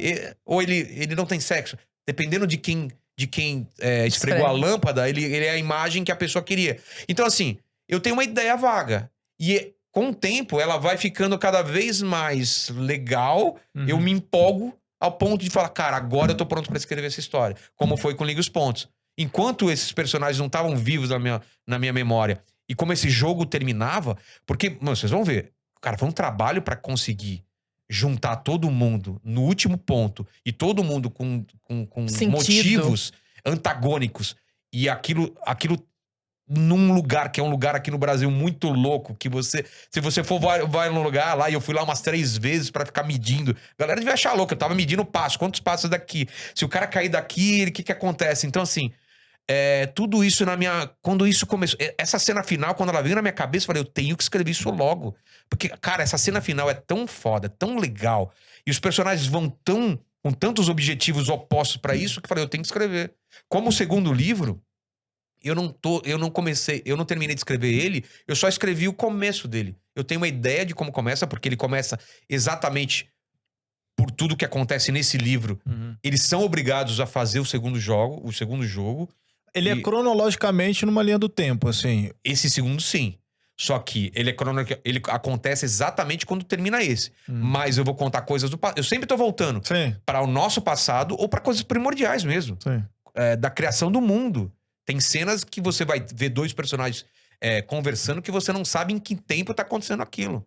São anjos, são demônios, é Deus conversando com você. Não sabe. Então, assim, eu vou pra frente e pra trás a qualquer momento. Então, nada me impede do terceiro livro ser passado nos anos 80. Ou na Segunda Guerra Mundial, entendeu? Eu tenho essa possibilidade de ser qualquer ponto da nossa história. Mas, no final, tudo vai convergir no último livro e explicar por que isso tudo tá acontecendo, entendeu? Uhum. Mas essa é a ideia. Eu só começo a escrever quando a coisa tá muito madura na minha cabeça. Esse segundo livro tá muito perto de eu começar a sentar e não parar mais de escrever. E quanto tempo, assim, porque, por exemplo, você juntar toda essa história, esse background e até criar esse São universo, décadas, durou, né? durou 20 anos que você falou. Mas esse livro eu demorei 1 ano e meio. Um ano e meio pra escrever. Sentou sentar- a bunda, pá. Mas eu demorei porque foi o primeiro livro. Não, foi antes da pandemia, né? Foi antes da pandemia. Eu demorei porque foi o primeiro Esse livro. segundo, eu acho que Muito mais rápido. desenrola Porque cara, você precisa achar sua voz. Qual é o ritmo que você vai escrever? Você vai escrever em primeira ou terceira pessoa? Eu vou contar essa ideia a partir de visão de personagem, ou eu vou ter um narrador onisciente? Eu tenho um narrador que conhece toda a história e ele conta pra você? Ou você tá dentro da cabeça de cada personagem que tem uma visão parcial? Então, são decisões. Eu comecei a escrever com um narrador onisciente. Chegou lá pra página 60 e falei, putz, não tá funcionando. Volta tudo, reescreve, faz toda a escaleta de volta. Chegou um ponto que eu tive um bloqueio que não saía, cara. Porque como os personagens foram ganhando vidas, eles começaram a tomar decisões que criaram um problema pra mim, que chegou um ponto que eu não conseguia sair daquele ponto pra chegar até o final que eu queria. Parei uns 4 meses, relaxei, fui fazer outras coisas. Quando eu achei alguma coisa que fazia sentido, fui lá atrás, comecei a reescrever um monte de coisa atrás, colocar essas pistas, e aí eu consegui terminar o livro. Então tem essas coisas. Pro segundo livro, eu já sei de tudo isso, que não fazer pra não ficar patinando. Então, eu já sei que esse modelo eu vou manter, vou contar a partir de personagens que contam a partir da visão deles. Eu vou ter que ter a escaleta toda antes de começar a escrever. Eu não vou começar a escrever que nem louco e depois volta. Eu só vou escrever quando eu tiver a história inteira. Então, eu tô na fase de colocar em tópicos tudo que tá acontecendo. Eu já sei como começa, eu já sei o meio. Depois só que você eu não sei faz o o final bolo. exatamente. Sim. Como que vai acontecer. Eu sei o grande evento que vai ser o final. O grande embate, entendeu? Mas eu não sei exatamente como que eu vou chegar até lá. E aí eu vou escrevendo. Mas essa é a diversão. Nossa, a gente tá Nossa, divertindo eu tô- junto aqui. Porque é um trabalho que, cara, tem dias que você realmente quer se matar, que fala, cara, eu sou um bosta, eu não sei escrever. Ou então fica exaurido, fica exaurido. também, né? Exatamente. Porque eu me coloquei em uma... Porque como você não tem patrão, você não tem uma editora, se você não se coloca um prazo, você não coloca um método, você não termina o livro. E eu coloquei 2.000 palavras por dia. E eu tinha que escrever 2.000 palavras por dia, mesmo que fosse lixo. Mesmo que eu jogasse no lixo no dia seguinte. Mas eu me propunha. Então eu escrevi 2.000 palavras. Terminei, no outro dia eu acordava, relia, reescrevia o que precisava e fazia mais 2.000 palavras. 2.000 palavras são quantas páginas de Word, mais ou menos? Assim? Depende da diagramação, mas... Putz, dependendo de uma pessoa, é um capítulo, mas depende do capítulo, pode ser menos ou mais. É uma coisa que eu peguei de alguns autores que eu conheci. Ele falou, eu coloco de 2.000 a 2.500 palavras por dia, que é uma coisa boa. É claro que tinha dia que eu passava, mas eu nunca era menos do que isso. Acho que o próprio Stephen King tinha essa meta, não tinha? Eu não sei se era ele, mas eu vi várias pessoas que colocavam essa meta de 2.000 palavras. Eu achei super ok, assim. Não é uma coisa absurda, mas é difícil. Quando você tem que andar a história pra frente... Sim. E eu não gosto de enrolar, assim, eu não gosto de ficar... Eu uso uma coisa que eu uso tanto pro visual, pro quadrinho, quanto pro livro, que é entrar o mais tarde possível na cena e sair o mais cedo dela. Então, se eu tenho uma discussão entre um casal, eu não quero contar um contexto. Eles chegaram no restaurante, ela pediu isso, pediu aquilo. Eu já começo no meio da discussão com travessão e a menina falando alguma coisa do WhatsApp do cara, e o cara, por que você mexeu no meu celular? E aí você vai entendendo o contexto, e o final eu tento sair também o mais rápido possível. É um triângulo invertido, cada cena. É como se cada cena fosse o livro. Ato 1, ato 2, ato 3. Você prepara a cena, você escala ela, e você tem uma pequena resolução que dá um gancho para a próxima cena. Então, todo final de cena, o ideal, claro que isso nem sempre é possível, é deixar um gancho para você falar, você virar o capítulo e falar, cara, o que acontece a partir daí? É o tal negócio. Um cara tá num avião, acorda, e ele chega pro cara do lado e fala, a gente tá indo pra onde? Aí o cara fala, pra Chicago. Como assim você não sabe? Chicago? Eu não lembro de ter comprado essa passagem. Ele desce do avião, tem um cara esperando ele lá com o nome dele, uma plaquinha. E ele fala, oi? Por que você... Não, entra comigo que eu te explico no caminho. Sabe? Esse tipo de coisa. Acabou a cena aí. Fala, caramba, eu quero saber mais, entendeu? Então, o legal da cena é você sempre terminar num gancho pra você... Cara, me conta mais sobre isso. Tá, e daí? Tá, e daí? Porque senão fica xoxo. Se você coloca essa cena, até ele entrando no carro, trocando uma ideia com o cara e para a cena, eles trocando uma ideia sobre hambúrguer... Aí você não quer. Você tem que terminar a cena onde você fala: caramba, pelo amor de Deus, eu tenho que ir no próximo capítulo. Novela, exatamente. seriado. Esse é o primeiro livro de ficção, assim. É o primeiro livro que eu escrevo. Eu sempre fiz quadrinho, roteiro pra cinema, roteiro pra animação, tudo. Sempre roteiro ou quadrinho. Romance é o primeiro. Por isso que eu tive essa dificuldade de achar minha voz. Como que é? Eu gosto de tantas coisas tão diferentes. E eu não quero parecer Ray Bradbury, eu não quero parecer. Você pensou em desistir, assim, em algum momento que ficou empacado? Assim? Claro. Eu falo, parece que o cérebro tá sangrando. Pra dar uma imagem pra você, parece que você tá sangrando por dentro. Você fala, cara, eu não consigo, eu sou muito ruim, cara. Não sei se eu não consigo. Como eu levei os personagens pra um negócio que eu não sei. Eu não consigo, eu não sei. Você resolver isso aqui? Não sei resolver, cara. Esses caras que escrevem sabem, eu não sei. Só que uma coisa que eu falo pra todo mundo que tá tentando escrever é: termina o livro. Por pior que fique. Termina. Mesmo que você reescreva ele, mas termina. E eu tava naquela função. Eu tenho que terminar esse livro. Porque eu poderia ter abandonado. Várias vezes você pensa em abandonar. Fala, não tem deixar solução. Uma puta numa história. Eu falo, não, cara. Eu cheguei até aqui, como eu não vou chegar até o final? E aí você fica isso. E aquilo. Você esquece dele. Vai se divertir, vai pra balada, vai viajar com sua família. Uma hora, cara, vai uma coisa juntando com outra. Você começa a ler outro livro, você assiste um filme que não tem nada a ver com o que você tá fazendo. Isso também é um negócio. Você não vai ficar assistindo coisas que tem a ver com o universo. Você não vai assistir terror. Você não vai assistir um Lost. Você vai assistir uma comédia. Aí, de repente, você fala, caramba, olha que personagem legal Sex esse. and the City. Pô, e se eu colocar um mágico, cara? Um anão. Um anão no meio do... Quando aconteceu isso, eu tava vendo a série lá do David Lynch, tem um anão muito bizarro. Eu falei, cara, vou colocar uma cena. E aí me resolveu um problema lá, entendeu? Resolveu Desse personagem, ainda. Vilela, você já tava com a Mari quando você começou a escrever o livro? Tava. E dividiu. Não, quando eu comecei a ter ideia do livro, não. Não. Esse um ano e meio eu já tava escrever. Não, vixe. E você trocava ideia com ela sobre isso? Com a Mari? Sim. sobre o livro, ela Sim. dava opinião Sim. ali, tentando entender como que é seu processo criativo Só que ela ali. é a pior tipo de pessoa pra eu pedir opinião. Por quê? Tudo tá bom, tudo é maravilhoso, tudo tá legal. Ela não é que nem eu. Se ela chegar pra mim e falar, o que você acha dessa roupa? Eu falo, tá uma merda, né? Não tem nada a ver. Eu sou muito sincero. E é por isso que ela gosta de mim. Porque ela sabe que se eu elogiar ou se eu falo, não, tá legal, ela sabe. O pessoal que trabalha comigo sabe que eu sou sincero. Eu não vou falar, ai, tá interessante, mas... Não, eu falo, cara, muda, isso tá horrível. brega. Então minha mulher fala, cara, tudo tá legal pra ela. Então ela é o pior tipo de pessoa pra analisar minhas coisas. Então eu chamo amigos meus. Então tem os chamados leitores betas, né? Que são amigos meus que eu distribuí pra eles para os caras terem uma leitura mais crítica. Fala, Vilela, eu não entendi o que... Aquele personagem, por que ele aparece do nada? Por que ele resolve muito fácil isso, cara? Uma pessoa não conseguiria resolver esse problema. Falar, putz, é mesmo. Vou ter que...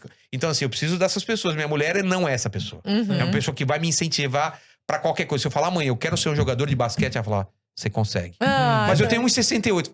Cara, você vai dar um jeito, você vai... Ela é... A tecnologia já avançou. Exatamente. gostei, A única função dela é me colocar pra cima, entendeu? Então ela não é o melhor tipo de pessoa, porque eu quero pessoa crítica pra isso. Entendi. Ela leu esse livro e eu falei, o que você acha? Ela tá perfeito. Não tá perfeito, eu sei que não tá perfeito. Fala alguma coisa. E tal personagem, me conta a história. Fala, tal. Esse personagem, por que ele não sei o que? Ele faz isso. Então, mas você percebeu? É mesmo, falta explicar. Então, isso você tem que... Então é assim, ela é o tipo da pessoa que ela quer assistir alguma coisa, ela quer que eu conte o final. Ela não quer surpresa. É o contrário de mim. Eu quero ser surpreendido sempre. Ela não, ela fala, vamos assistir um filme? Eu falei, mas eu assisti esse filme. Então me conta, o que acontece? Mas a gente não vai assistir. Mas eu quero já saber o que... Eu vou pedir comida, ela quer saber de dia o que a gente vai pedir à noite pra ela começar a imaginar. Cara, então a gente vai comer comida japonesa? Então espera aí, eu vou pedir... Cara, e eu não. Eu falo pra ela, pede comida. Ela fala, o que você fala? Cara, pede. O que você pedir tá bom pra mim. Eu quero ser surpreendido, entendeu? Então a gente funciona porque a gente tem uma cabeça totalmente separada. Diferente. Ela gosta do seguro e eu gosto totalmente do... Cara, vamos assistir um filme. Eu não assisto trailer mais hoje em dia. Eu não vejo mais trailer. Você já quer saber. Eu quero assistir um filme sem saber nada sobre ele. Como Como eu fui assistir Matrix. Matrix, eu não sabia nada sobre o filme e fui totalmente surpreendido. Negativamente, imagina. Não, o primeiro. Achei que era Imagina o primeiro agora. em 99, não era que nem hoje que tinha trailer. Tinha só umas coisas malucas mostrando. Você vai assistir e fala, que puta filme, entendeu? Sim. Só que hoje você vê trailer, você já sabe qual é a Tudo. virada, tudo. Você pega os highlights do filme, inclusive as principais partes. Uma série nova agora do Netflix, aquele 1899, eu tô louco pra assistir. Que são Que os é o mesmos do caras do cara do Dark. Dark, sim. Eu não vi nada sobre ele. Eu não quero saber. Eu só vi que é no navio, então acontecem umas coisas estranhas. Já comecei a falar, putz, eu já sei que é no navio, eu não queria ter sabido. Então eu vou assistir porque eu quero tentar adivinhar. Eu gosto, eu não sei se vocês são assim. Sim. Quando assistia Lost, quando eu assisto algumas coisas, eu quero tentar tá na cabeça do roteirista e falar, cara... Putz, Surprise me, motherfucker. Exatamente. E eu gosto quando eu sou enganado. Eu não gosto de adivinhar as coisas. Às vezes a gente adivinha, não tem jeito. É porque hoje em dia os trailers... Eu acho que sempre foi assim, mas hoje em dia eu sinto hoje que tá demais. eles têm que puxar a sua atenção de alguma forma. Então, O cara colocar personagem que não era pra mostrar. Saiu um trailer, sei lá, recente aí no Netflix, é do Enfermeiro da Noite, sei lá. Não vi o trailer. Ele conta muito já? Cara, tu quer ver o filme? Então Pode falar, eu não vou ver o filme. Não, pô, mas é... Minha mulher queria me contar esse filme ontem. Aí, eu fui ver o trailer, eu falei, pô, é com aquele Redman e tal. Sei. Eu falei, porra, um puta ator, assim, no trailer e tal. Aí mostra que, sei lá, é baseado numa história real, sei lá, dessa história real. Que era Nossa, minha mulher, um o filme enfermeiro que ele começava a matar as pessoas, só que silenciosamente. Então, ele Certo. botava Um serial killer. insulina. Não, ele botava insulina, tipo, ele Pra aumentava a dose da insulina dos pacientes, os pacientes começavam a morrer. E ele tinha via prazer vários... nisso. E aí, tipo assim, só que meio que já dá um plot do filme. Você poderia ter no trailer. descoberto trailer, isso entendeu? É. E aí tu fica, tá, então já sei que o cara tá matando, porque que ele tem jeito. Aí tem uma cena que mostra esse enfermeiro na casa dessa mulher aí, que trabalha com ele, na frente dos filhos dela, e ela fica meio apreensiva. Então eu falo, cara... Aí quando chega já essa sei cena, que você vai fala, já acontecer, vi. cara. A menos que seja um puta de um plot absurdo no final e não é o cara, e na real é a mulher. E aí... Você lembra quando você pô, assistiu? Beleza, mas caralho... Vocês lembram quando vocês assistiram o Sexto Sentido? Demais. Sim, Eu não sabia nada. Demais. Você tomou uma porrada no Sim, final, não é? absurdo. Eu quero isso. Quando Sim. eu assisti... Já assistiu Mãe? Sim. Não assisti Porra, Mãe, não tive cara, coragem não, ainda Mãe de assistir Mãe. absurdo. E aí, e eu no cinema, cara, eu fui assistir Mãe no cinema, Eu não sabia vou contar nada. não vou contar nada. Também não conta nada. Mas, cara, eu fui assistir Mãe no cinema E, tipo, eu vi 2 casais, sem brincadeira, levantando do cinema porque não aguentaram, ficaram puto. O que essa mulher tá fazendo? Ah, é porque, caralho, mas por que ela aceita isso? É porque não sei o que. E, tipo, quando você pega toda a história, todo... Cara, tu fica, cara, mas isso aqui simboliza isso. Isso simboliza isso. Aí tu fica, caralho, é muito foda. É muito foda, mas... também que o trailer, um filme que por mais que o trailer contasse, eu fiquei muito jogado, foi O Amigo Oculto. O Amigo Oculto, vocês chegaram a ver? Esse eu não vi. Então assistam O Amigo Oculto. Amigo Não vou dar nenhum spoiler. Que tem um plot absurdo também. Garota exemplar. Garota exemplar. Mas é porque o Também. Garota exemplar tinha lido o livro. Então eu já sabe. Mas mesmo assim eu achei o filme muito bom. Eu não tinha muito lido o bom. livro também, achei demais, cara. Absurdo. Muito bom, é muito bom. Ô, Vilela, deixa eu falar, eu vi vários podcasts seus, mas eu não sei nada do Vilelinha. Quero saber do meu Vilelinha. Não, do seu filho também vai ser um grande prazer. Do Vilela pequenininho. Não vi quase nada da sua infância, como é que ela foi, de onde surgiram essas referências do seu imaginário, sua criatividade. Como você começou também na As internet. lembranças mais antigas que eu tem uma coisa que eu falei, eu acho que eu falei no meu podcast pra alguém, com certeza, porque esse assunto veio à tona, mas eu nasci com os 2 pés pra dentro, assim. Eu nasci no interior, em Penápolis, a mesma cidade da Sabrina Sato, né? A gente, com o pé pra dentro, assim, pra dentro e pra fora. Então, meu pai era jogador de futebol da 2ª divisão lá do Penapolense. Você imagina pra ele, naquela época que você só descobria se seu filho nasceu com defeito na hora. Não tinha imagens antes. Então, ele sonhava que o filho dele ia ser jogador de futebol. De repente, o filho nasce com 2 pés pra dentro, sem a menor possibilidade daquilo ser corrigido. Ele não sabia, eles eram do interior, super pobres e não sei o quê. Eu sou operado com 6 meses de idade, uso gesso, minha perna fica na carne viva, meus pais me contam, e depois eu uso bota não sei quanto tempo. Então eu sou esse cara que eu não tenho essa lembrança. Eu tenho lembrança de flashes, mas tipo, eu vivi isso. E de repente eu ando, meu pé tem cheio de cicatrizes, mas normal, eu jogo futebol, poderia ter sido jogador de futebol. Cheguei até a aventar isso, ir no Santo André e tudo mais, porque eu jogava futebol, eu gostava e meu pai me incentivava. Mas, desde pequeno, eu tinha esse outro lance de desenho. As lembranças mais antigas que eu tenho sou eu desenhando na parede, minha mãe brigando porque não podia desenhar na parede, me dando papel, comprando canetinha Silva Pen, não sei o quê. Eu lembro de um prêmio que eu ganhei quando eu tava no prezinho de desenho, eu ganhei uma poupança na Aspa, que é um banco que nem existe mais. Então, assim, meus pais viram esse lado e falaram, cara, ele gosta de desenhar, e sempre me incentivaram. Mesmo não sabendo o que podia dar isso. Então, eu lembro muito, muito eu passar horas e horas desenhando. Já e assistindo veio desenho vocês. animado, e assistindo séries, e desenhando, e imaginando histórias. Eu nem sabia que era história em quadrinho, mas eu tava fazendo em papel. Eu assisti Speed Racer, que é um desenho de corrida, Nossa, amava e Speed fazia Racer. corrida com carrinhos. E desenhava os carrinhos. Eu tinha carrinho de rolemã que meu pai cortou no formato do Match 5. Então, assim, esse universo sempre foi muito forte pra mim, de criar histórias na minha cabeça. Eu só não sabia que eu sabia escrever. E surgiu por necessidade eu escrever, porque eu queria fazer história em quadrinhos, pedia pros amigos meus que escreviam, eles não escreviam histórias que eu gostava. Falei, pô, e se eu escrever mesmo? Aí eu fui estudar como escrever roteiro. O primeiro prêmio que eu ganho aos 17 ou 18 anos de história em quadrinhos foi na Bienal Internacional do Rio. Caramba, foi muito cedo que começou. Uma história em quadrinho, foi a primeira história em quadrinho que eu fiz na minha vida. E já ganhei esse prêmio porque a história era muito bem pintada. E o plot que eu fiz com um amigo meu era muito bom, assim. Que era uma nave... história? Não, o nome, assim, da história. Putz, era Crônica. Chamava Crônica. E era uma história de uma nave espacial. Olha o mote como era bom.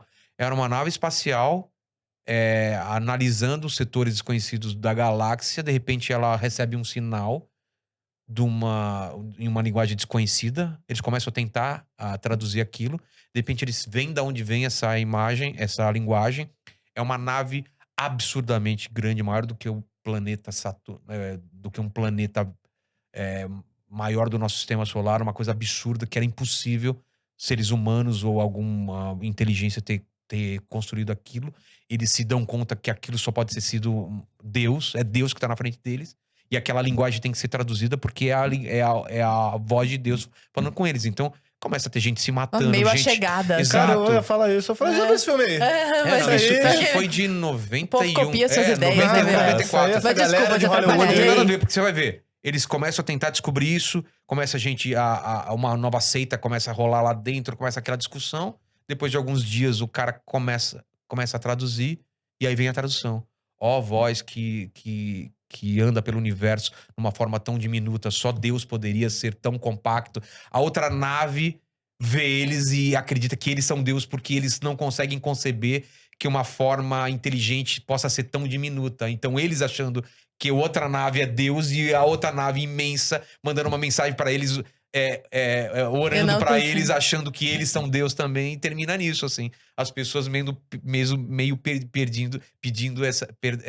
imaginando o que poderia... Cara, a galera fica meio louca. Fala, cara, eles acham que a gente é Deus, a gente acha... Cara, você tinha 17 anos? Nossa. 18, acho. Chocada. Porque eu sempre fiz essas perguntas, entendeu? Mas essa ideia foi com um amigo meu. A gente escreveu juntos. E eu nessa época, eu só desenhava, entendeu? A partir disso que eu comecei a escrever histórias. Por causa dessa necessidade. Uma história normalmente sai de uma pergunta que você faz. E se acontecesse tal coisa, entendeu? E se o mundo fosse... controlado por jogos? E se uma nave encontrasse uma nave tão grande que achasse que fosse Deus? Entendeu? E onde que a Mari entra nessa vida? Ela entra em tudo, né? Ela é a base. Porque, assim, durante muito tempo na minha vida, eu tinha esse livro, tinha outras coisas, mas não tinha mais vontade de fazer. Vocês se conheceram faz quanto tempo? Eu sou muito ruim de data. Né? Não, Vilela, 5, 10, 15, 20 anos. Então, sabe que eu não sei. Entre 10 e 20. Meu filho entre tem 5, né? Então, a gente deve ter, acho que 7 anos de casado. E a gente se conhece indo bem. Talvez 15 anos. Por aí. Ela vai Parece que eu tô com muito... você, ela vai falar, porra, era 30 anos. Sabe, exatamente quanto tempo mas eu sou muito ruim dessa coisa de data. Vocês Mas faz mais de 15 anos, talvez faça mais. Você contou piada pra ela pra conquistar? Conta pra nós. Ai, será? Putz, eu acho que não, viu? Eu sou muito sério no dia a dia. Mesmo? Isso que as pessoas não entendem. Eu sou muito sério, muito sério. Eu não sou aquele cara no churrasco que fala, então, cara, sabe aquela? Eu nunca fui esse cara de ser o centro da atenção contando piada. Eu sempre fui o cara que ficava escutando muito e falava e contava história, ou ouvia história. Eu gosto muito de ouvir. A coisa que eu mais gostava era... eu já contei isso num podcast, acho que do meu pai, assim. Eu gostava muito no domingo de manhã. Meus pais sempre acordavam mais cedo e a gente podia acordar mais tarde, porque era domingo. Então eles acordavam para fazer o café da manhã e eu ouvia meu pai e minha mãe conversando na cozinha, assuntos sérios de adulto.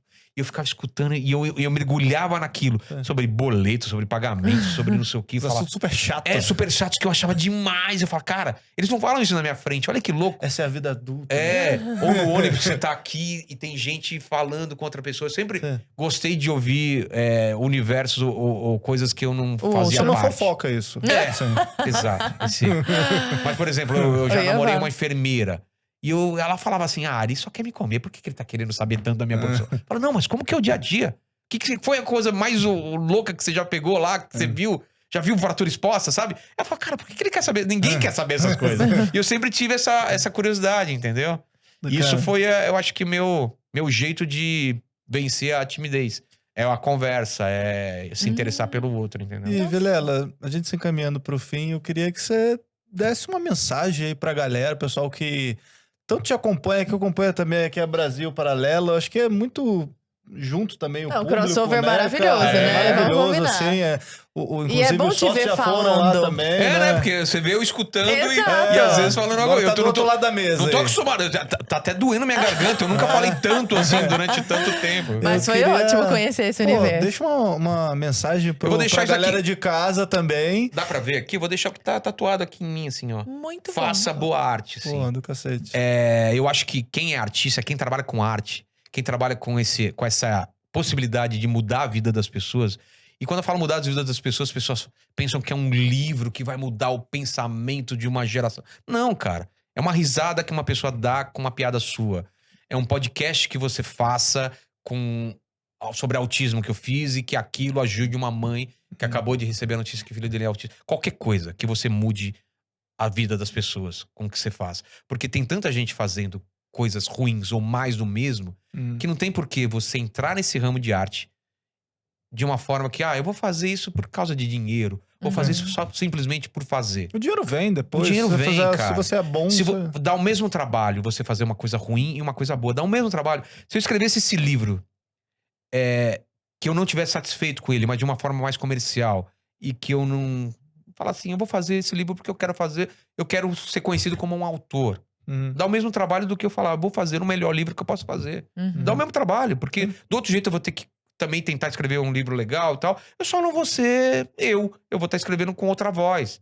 Mas dá o mesmo trabalho. Agora, quando você faz uma coisa que é sua, que é que tem um pouco da sua essência, que você acha que você tá empurrando uma linha um pouco mais pra frente, tá fazendo a pessoa pensar, ou tá fazendo a pessoa se divertir, ou a pessoa se emocionar. Cara, já valeu. Entendeu? Eu gosto de ver os comentários quando fala, cara, na pandemia você me salvou porque eu e as pessoas me encontram hoje como se eu fosse parte da família delas. Porque elas estão lavando louça e ouvindo o meu podcast. Estão numa viagem e estão ouvindo o podcast. Nossa, quantas vezes eu já fiz. Não é? E elas são muito íntimas. Então é como você falou. Como que é o Vilelinha? Como que tá sua mulher, a Mari? Como que tá? E aí? Ela já se formou ela é nutricionista agora, hein? Você vai entrar na linha agora? Teu filho já tá com 5 anos, né? Então assim... Me fazem pergunta e falam, como que a pessoa sabe isso? Claro que sabe. Todo dia eu tô falando no meu podcast. Meu filho às vezes entra, pega uma jujuba e sai. Então as pessoas ficam muito íntimas. Tá bonitinho demais, inclusive. E, pô, o que não pode deixar de faltar, acho que a pessoa que entra aqui já sabe, né? Mas, protocolarmente, a gente favor, pede... Suas redes sociais aí, deixa pra galera, vai estar aparecendo na tela também, na descrição do vídeo. Eu não sei se tem como vocês colocarem Claro, o link, claro, né? por O link favor. do Catarse. Obviamente. Botar, Então sim. fica o link aí pra quem quiser colaborar e o seu dinheiro vai estar muito bem investido, porque você vai ler essa história, vai ler o quadrinho e tem muito mais prêmio. Que você vai conseguindo, vai desbloqueando esses prêmios. No Instagram, eu entrei tão antigo, no comecinho do Instagram, que é @Vilela só. Nossa, Não é nem realmente. Rogério Vilela.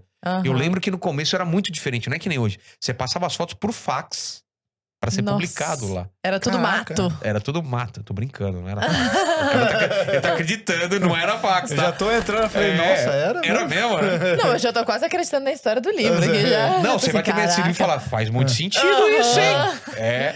E o meu Twitter é Rogério Vilela, sempre com um L só de cada vez. Mas se quisesse, podia ser Vilela também. Sei que não E vi. tem, Provavelmente não e tem consegui. o arroba também do Inteligência Limitada, né? Tem @inteligência LTDA ou LTDA, né? Sim. Porque algumas redes a gente não conseguiu LTDA. Acho que no Twitter também não cabia LTDA, tá LTD e tal.